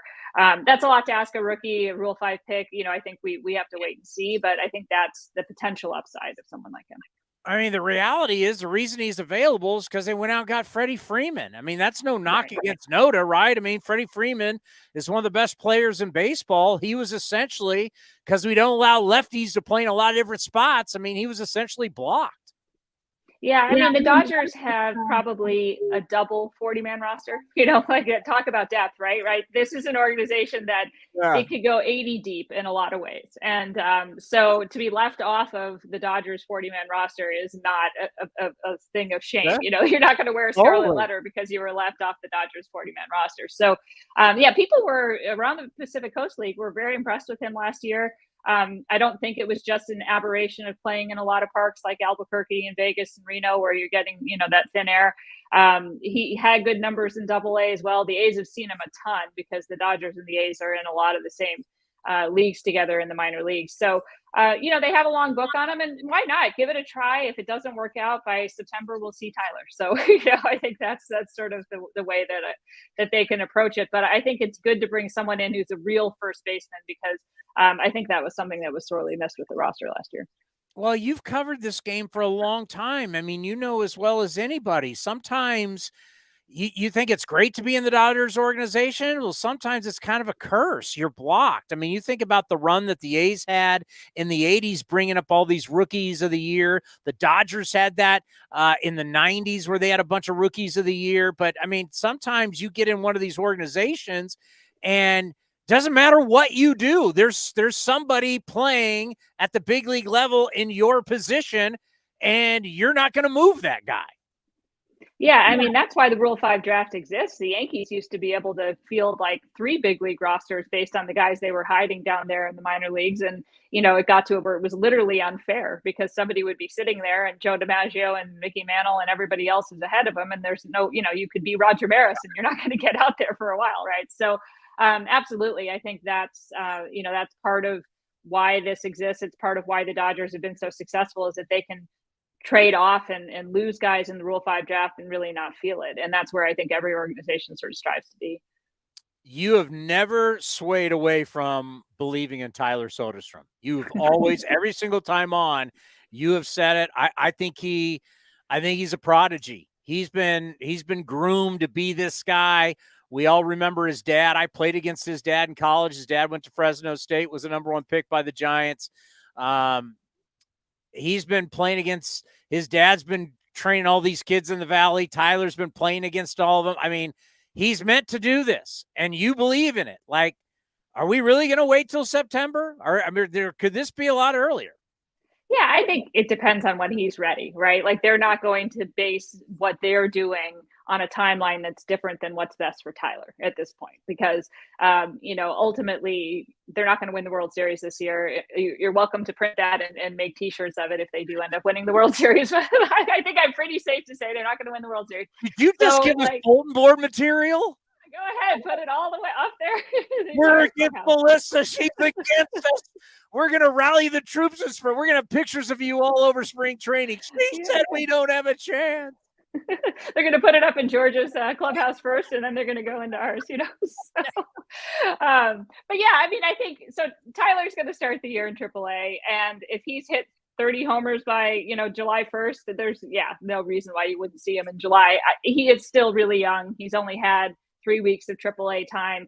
There is value in getting, time at that level. I think there's also value in seeing if the improvements he continues to make at catcher would make him somebody who could play 25% of the games there, so that you kind of have an interesting way that you could play with the backup situation to Shea and have him play some first base and some catcher. So, there's reasons for him to be there, but when he's ready, they'll open the doors for him. We've been through a lot of trades over a lot of years. But I got to tell you, when my phone buzzed and I just saw that Cole Irvin had been traded to Baltimore, because I've been trying to figure out, and you've done a piece about the rotation, I've been trying to put together a story here. Like, well, you get 30 starts out of Cole, close to 200 innings.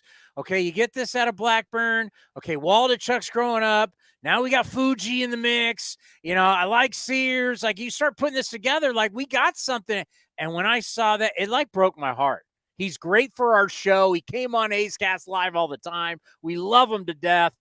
Just how tough was that when you found out that Cole Irvin got shipped to Baltimore? Yeah, I was having lunch with my mom, so I was definitely not in a frame of mind of a trade's coming and I'm going to focus on this.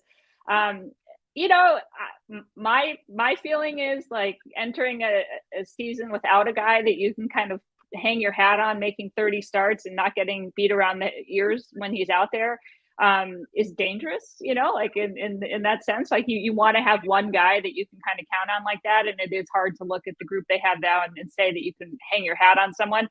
From a talent perspective, was he probably among the top 5 most talented starters among the group they have? And Kyle Muller is another one you want to throw in there as well. But, maybe not, but he's proved it, and there's so much that hasn't been proven yet with the group that they've got. There's just a lot of pieces that are going to have to move together to, get to 162 games, because you've got so many guys that haven't made 30 starts in the last couple of years. It is interesting. If they're going to be creative, I think it can work, right? Like, if they're going to maybe go with a piggyback sort of situation where you have AJ Puck and Fuji starting on the same day, where you're going to expect both guys to go 4 innings, or you're going to do some other creative things where some guys spend some time in the bullpen and then come back to the rotation and you have maybe 8 or 10 starters throughout a year, then it could work. But they haven't really done that or shown a willingness to do that kind of thing the way the Rays maybe have in recent years. So I'm a little skeptical that that's going to happen, but we'll see. I mean, they brought in a new bullpen pitching coach. They brought in some new infrastructure for the way that their pitching development is going. So even though they're not saying it, that could be an indication that there are some new ways of looking at how they're going to manage a rotation that this could, lead us towards. Well, the title of your article, Oakland A's 2023 starting rotation outlook, can upside make up for lack of experience. As you said, lack of experience is scary, because in the end, you have to get 162 starts. There's a ton of outs. It's 4,374 outs, not counting extra innings that you got to get during the year. So you need 4,374 outs. You need 162 starts. Where do you find that on this 40-man roster? Yeah, I mean, looking at this right now, it's going to be a 10-man job, not a 5-man job. You know, you look at like what Seattle did last year and basically used the same 5 starters. If you assume, you know, Luis Castillo coming in and taking over that 5th starter spot was, you know, a kind of a continuity thing. But you're not going to have that. There's zero chance of that. I mean, even if Puck and Fuji are as healthy as could possibly be, you don't imagine they're going to go more than 120 innings, I wouldn't think, just based on the workloads they've had the last couple of years. You know, you're looking at Paul Blackburn and James Caprillion coming off of injuries. I mean, so if 10 guys can give them 120 solid innings, then, you know, I mean, that's my math's not good, but you know what I'm saying? Like something like that's going to have to be the way it goes. And that is how the Rays manage their rotation. I mean, you look at, if you go on Baseball Reference, it's remarkable. They didn't have one guy go over 160 innings last year, and they had the best pitching staff arguably in the American League. But you have to be willing to live with that sort of like creative flow in and out sort of situation into a rotation and not be kind of married to the traditional 5-man setup. And I just don't know if they're able to do that yet. We'll see, I think. Problem with the Rays, they're an outlier. They're not the norm. So, I mean, they've been able to do it, but trying to do it like them, I don't know. And I just, you know, what's going on with Blackburn? I get Caprillion is never healthy. He's never been healthy since he left UCLA. Blackburn, this is not elbow. This is not shoulder. This was a finger. Everything's been pretty murky. So you have questions going in like, what's going on? Fingers get fixed.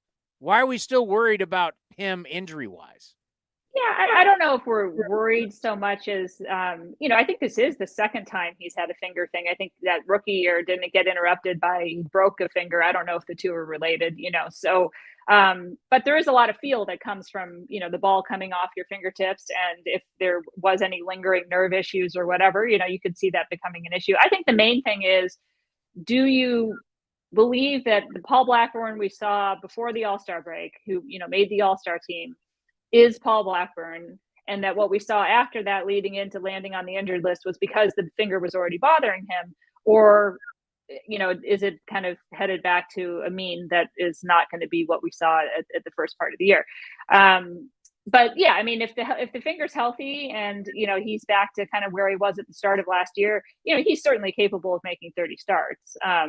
And more capable than probably anyone else, just looking at this, with the exception of these rookies. Like, I mean, you know, Waldachek, Sears, Miller, they've all been, you know, relatively healthy and pitched a lot of innings lately. So they could do it. It's just a lot to ask a rookie to say, hey, you know, you're going to lead us with 32 starts this year, right? So, but, you know, I think with Paul, the real question is just there was such a divergence in how good he was at the beginning of the year and then how he struggled leading into that injury. You know, what is the true him at this point?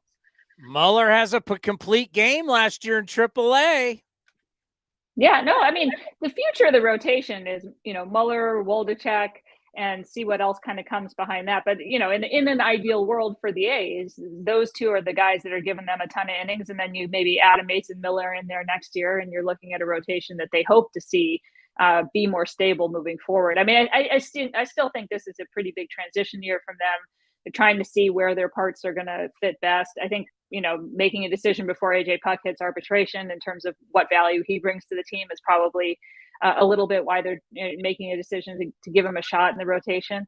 But, you know, there's a lot of talent there and a lot of pieces that they're hoping to have a better, you know, picture of going into next season when, you know, maybe they can start building towards a winner. If you had to bet on it, who's taking the ball opening day? That's a good question. Blackburn, if he's healthy, I think he earned it. You know, he's your all-star, right? So, you know, Cole was the guy I assumed would do it until that press release. So I think Paul's probably it. It was like, what? How do you trade him? Let's end on this. I want you to give me a wild card. Who have you been studying? Who you think at some point could come up and get a lot of, could be at bats, could be a lot of innings. Give me a wild card from the minor leagues that could play not say a major role, but definitely play a role this year with the Oakland Athletics. Yeah, I think Jordan Diaz. I mean, it's tough because they brought in these veterans that play his same positions, but man, he was really, really good last year. Really underrated as a hitter. I think he came up and more than held his own in his little stint in the big leagues, and he's been on fire this winter. And he's playing in the Caribbean World Series. He had a home run yesterday. And this guy can just really hit, and they don't have a lot of guys that can just really hit. And I think so if he's able to get hot, he's a guy you'll find a place for in the lineup because he can hit. Great stuff as always, and everything on The Athletic is fantastic. We hope to see you. Are you going down to Spring? Not as of now. I'm not set to go there, no. Well, then we'll see you at the Coliseum. I will. I'll be at the Coliseum. Well, we'll be checking in during spring training because nobody does it better than you. Thanks so much for the time. Thanks so much. I appreciate you having me on. And another reason why to subscribe to The Athletic, because of articles like she puts out. I mean, nobody is covering the A's from a print standpoint better, and no one covers baseball better than The Athletic. And football, basketball, it's the best journalism going. Jordan Diaz, I like that. I mean, we kind of. I said I wanted. Right now, no one's looking at Jordan Diaz right now. No one's going, yep. Nobody. You don't want me to go chalk and say Zach Geloff? That's chalk. That's why I was joking. That's chalk. Everybody's been talking about Geloff. What's not going to be chalk is if he's back at AAA. Then you're like, second round pick out of college. You've switched positions. Everybody's been talking about your bat. How many years you need? How many years do you? We hear a lot about, guys need time. Other organizations? Not so much. We see 22-year-olds, 21-year-olds. We see young guys coming up. Young. Braves and Orioles are on line 1 and 2. They're bringing up guys that are, these guys barely are 21, can buy a drink, and they're bringing guys up. And we're talking about college guys that we have, they got to have their at-bats. Like, my God. I'll give you a guy. I think Hogan Harris could be a guy. Hogan Harris? He's on the 40-man roster. Great name. He's protected in the Rule 5 draft, left-hander. See what his stats were last year. Because left-handers. We love left-handers. Can we get any righties? We love lefties and catchers in this organization anymore. Catchers, my God. Last year in Lansing. He pitched all 3 levels. 2-4, a 3.42 ERA, and 22 starts. Is that strikeouts? 105 strikeouts and 73 2/3. None of that means anything. None of that means anything. Your ERA doesn't mean anything. The only if you have a good ERA, it matters. Bad ERA doesn't matter. Look at all the places you play. You playing in Vegas? What was his ERA in Vegas? Here's a great point. What was his ERA in Midland? All right, hold on. Yeah, okay. So we'll start with Lansing. High 1.38. But people are gonna say that's high A. Yeah, 7 starts in Let's high go to Double A. All right, Double A. He had 7 starts. His ERA was 1.67. Is that any good? Very good. Now let's send him to launch ball. It's like you're playing on the moon, which is Las Vegas. He was 1-3 with a 6.35 ERA and 8 starts. So how am I supposed to determine a guy has 1.670? I can see it. 1.67 ERA in Double A and Triple A is 6.35. It's ridiculous. Strikeouts? Hell, I don't know. Everybody strikes out. It's almost if you don't strike out a lot of guys, that's when you have to start wondering if it's a problem. If you tell me, because we hear that all the time, he strikes out a lot of guys. Well, he better, because all the hitters are striking out. If you're not striking out people, that's the red flag. There should be no celebration. Guy in the minor league strikes out a lot of people. That's the norm.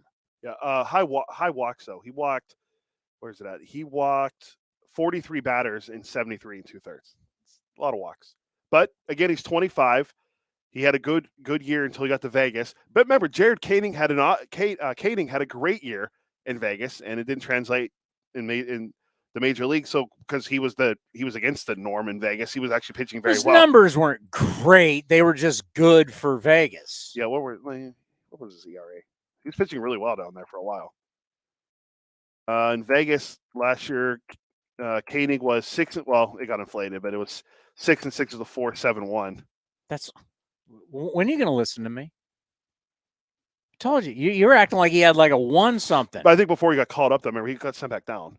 So his ERA could have gone up. Whatever. It's 4.71 at the end of the year. Yeah. I mean, you spend a lot of time down there, you're not going to have a good ERA. 3.26 in Midland. What does it all mean? Nothing. Hopefully. Nothing. It means nothing.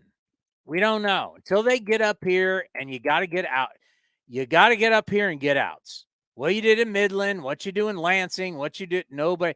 As the great Vida Blue, you know, a guy who's won the MVP and the Cy Young and has 3 World Series rings, and with all this new way of looking things, it's come out now that Sal Bando, Jay Jaffe, a Fangraphs who has his jaws for the Hall of Fame, has said, you know, maybe we should have really looked at Sal Bando different. Vida Blue's the same way. Vida Blue used to say all the time when he was on, when he used to do the Giants pre and post on NBC Sports Bay Area, he'd laugh when people talk about it. And the Giants' old AAA was in Fresno, and guys would like, oh, this guy's doing this in Fresno. And he comes up, and Vida would be like, it's not Fresno. Oh, I remember that drop. It's not Fresno. It's not Fresno. You're not in Fresno anymore. You're at the big leagues. So you can have whatever numbers.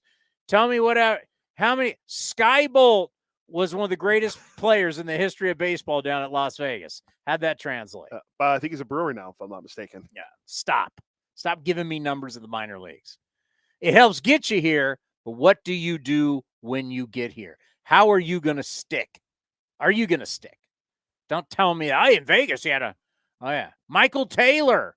Remember all those phone calls? You weren't even around. Michael Taylor, Chris Carter. I used to take those phone calls every night. Michael Taylor went to Texas? Like University of Texas, right?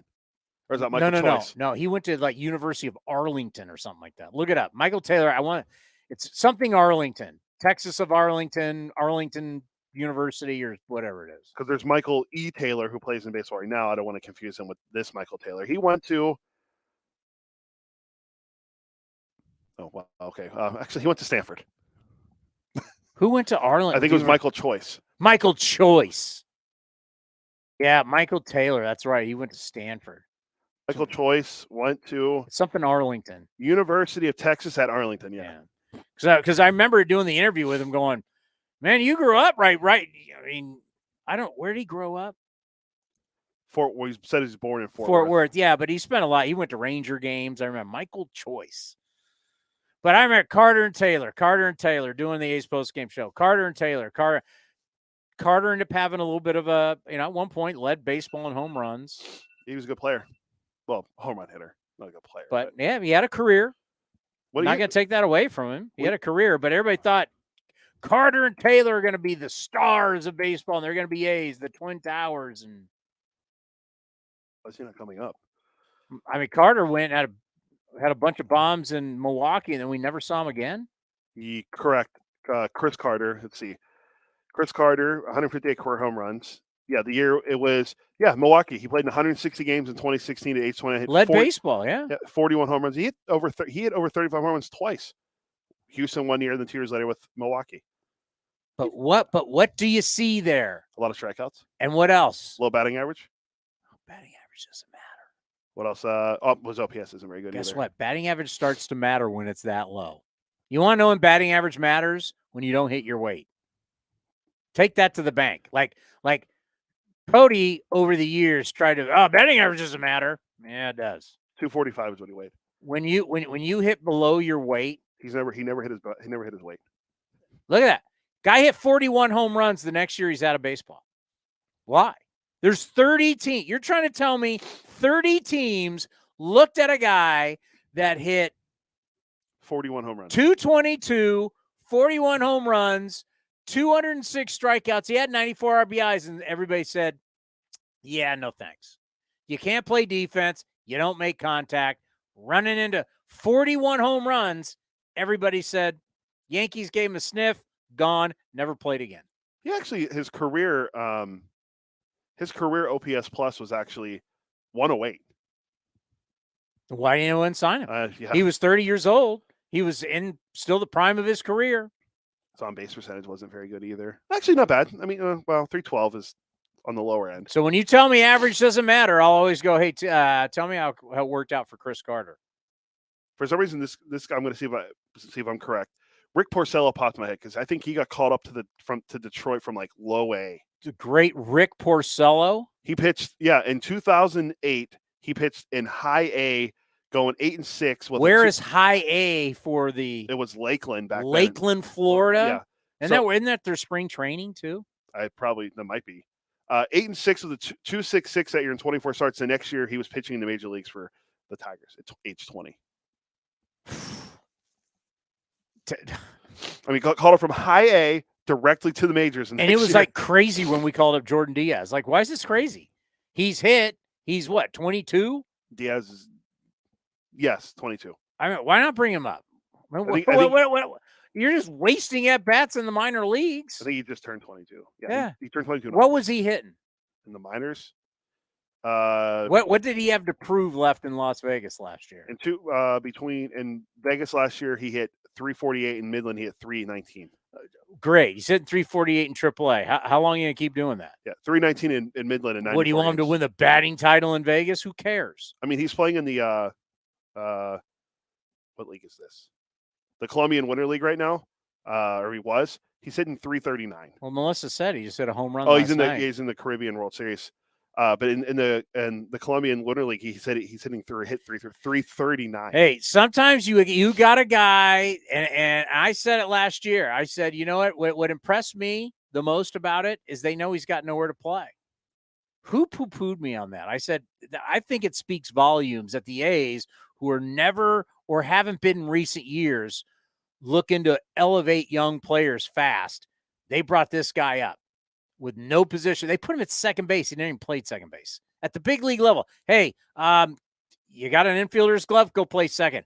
That's how much I think they believe in him as a hitter, that they went against their norms. He doesn't have a place to play, but he can hit, and he really can hit. And he's young. Might as well. Someone was like, well, it was the end of the year. Well, how many times do we see them go, it's the end of the year, just bring somebody up, even in bad years? Not very often. That young. There's something, I don't care, and David Forrest could say I'm a moron, which he has said before, but I think there's something that Diaz, they looked at and said, this kid's special, and we got to see. We want to see him compete against the best. There's nothing left for him to do in Vegas. Nothing. You've already seen what he can do in Vegas. Problem is you got to find a position for him to play, but Diaz, the fact that they brought him up, I think it speaks volumes. I just don't think it was hey, flip a coin. Should we bring him up? Okay, let's bring him up. I think it was calculated. I think they saw something. And because, first of all, why would you bring a guy up if he doesn't have a position? You want to talk about hurting a player? Let's expose him. Why would you do that to a 21-year-old? Let's bring him up and expose that he has no position? Why would you do that? That's not smart. They believe that much in his bat. Bring him up. Who cares what he plays? Let's see him hit. So I think that's a good call by you. I would say, and I would bet on it, and you know I'm not afraid to make one. He's really high on their list. They're not really talking that much about it. So Geloff, Soderstrom. I bet Diaz is this guy that deep inside the walls of Jack London, inside the walls down in Mesa, they're all going, we got something special as a hitter here. When I was in the office the other day, all of our scouts and stuff were in the office. Saw the great Billy Owens, Scott Hatteberg. What did you say to him? Well, they were all walking into a meeting. I didn't really get a chance to talk to any of them. I did hear this yesterday. I texted you about it. Apparently, there's this big pickup basketball game that happens in Arizona during spring training that AJ Preller and his guys play. Apparently, David Force is a big place in pickup basketball. We're going to have to talk to him about it next time we see him. What's this? Tim Kirchen plays. David Kirchen's a big basketball guy. John Shea plays in these games, apparently. Force is a hooper? Yeah. Well, yeah. So I'll have to ask him about it. Well, how do you see Force? You see him as a low post guy? Is he hanging out toward three? Strikes me more of a guard. You think he's a guard? You think he's playing? Yeah, he's playing out by the 3-point line. I don't know. He's not in there banging, getting rebounds. Yeah, I don't see him doing that. No, Kirchen. Yeah, I see Kirchen getting some rebounds. The 5'6". Kirchen's like 5'4". I think it's 5. Yeah, somewhere around there. Apparently, he's a really good pickup player, though. That's what they were talking. Preller and Buster were talking about on the podcast yesterday. He's legendary. He's like a hooper. Yeah, he's a big hoops guy too. And Preller's not a big dude either. Yeah. So apparently a lot of these guys play in these games. I'd love to be just a fly on the wall just to hear and see what they watch these guys play pickup basketball like 5:30 in the morning in Arizona. And you always wonder, like, why would they make that deal? These guys all. I mean, look, Preller and Forrest are playing hoop together. How many deals have we done with the Padres? Yeah. Well, have you noticed there's certain look at the great relationship between Cashman and Bean? Who do we always do business with? The Yankees. Now it's the Braves. Preller and Forrest play hoops together. Who do we do deals with? San Diego. Yeah, we do deals with Braves. Like there's certain teams we do deals with because the relationships, it's business. You do business with people you are comfortable with. Did we not cover, what did we miss that we'll have to hit on Monday? By the way, I'm going on Mariners something on Monday. I have been booked for Mariners on Monday. I'm going to bring it strong up in the Pacific Northwest to let Jerry DiPoto, Trader Jerry, and let Service and the rest of these clowns know we're coming for them. Well, it sounds like it'll be a good time. They're probably going to do a preview on the A's. As we mentioned, I did reach out to Jim Bowden. He never got back to me. He power ranked the A's 30th and said, see, there's relationships. Maybe he doesn't have a good relationship with Bean or Forrest because he always dogs us. He does, for sure. To where other guys like Dan Duquette. Jim Duquette. The Duke. Not Dan. Are they cousins or brothers? They're cousins. They're cousins. Jim Duquette always has, hey, listen, the A's, he has respect. He has a great relationship with Billy. So maybe Bowden and Billy just don't have a great relationship, and that's why over the years, Jim Bowden of The Athletic and CBS Sports and who else? Sirius XM. Big leagues us. Yeah. We didn't get into the sleep thing, and I did book Anthony Castrovince, who wrote the article about the pitch clock and how it's going to help player health and sleep and all that. So we can talk to him about that and, well, baseball overall. He's a national writer. I'll give you a report from Pebble Beach from what I saw Sunday's action. If you see me at the course, say hello. I will be at Pebble all day long on Sunday. Back on Monday, I'll tell you about my heated conversation with Mariners people. I'm doing it at 11:30. We're on at 1. I will stick to my guns. Well, I hope it's a really good conversation. Let us know where to find it. I have no clue. Well, they'll tell you that. I was booked earlier today. I'm going to give him a piece of my mind. I'm sure I know who the guy was that booked you. I think I knew who it was. Tell you what, where's your NBA team? Maybe I go into that. Ooh. Yeah, I'll go deep. How are those Sea Chickens doing? Ask them about what other team. Oh, the Kraken actually aren't having a bad year. Second year in the league, they're actually not that bad. Well, they paved the way for these expansion teams. Let's be honest. Yeah, well, yeah, Vegas went to Stanley Cup like their first year. Yeah, it's ridiculous. All right, that's going to do it. We want to thank Eno Sarris from The Athletic. We want to thank Melissa Lockard from The Athletic. God, can we promote The Athletic anymore? I don't think anyone does it better than us. So we want to thank The Athletic and Eno and Melissa for stopping by A's Cast Live. Have a wonderful weekend. Just know, when we come back on Monday, it is going to be February 6th.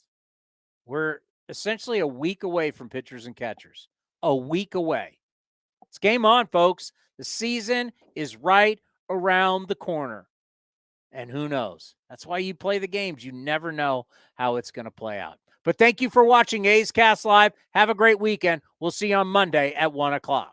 Oakland Athletics spring training is right around the corner, and you can be part of the excitement. Get your tickets now and plan ahead for a fun-filled trip to Mesa,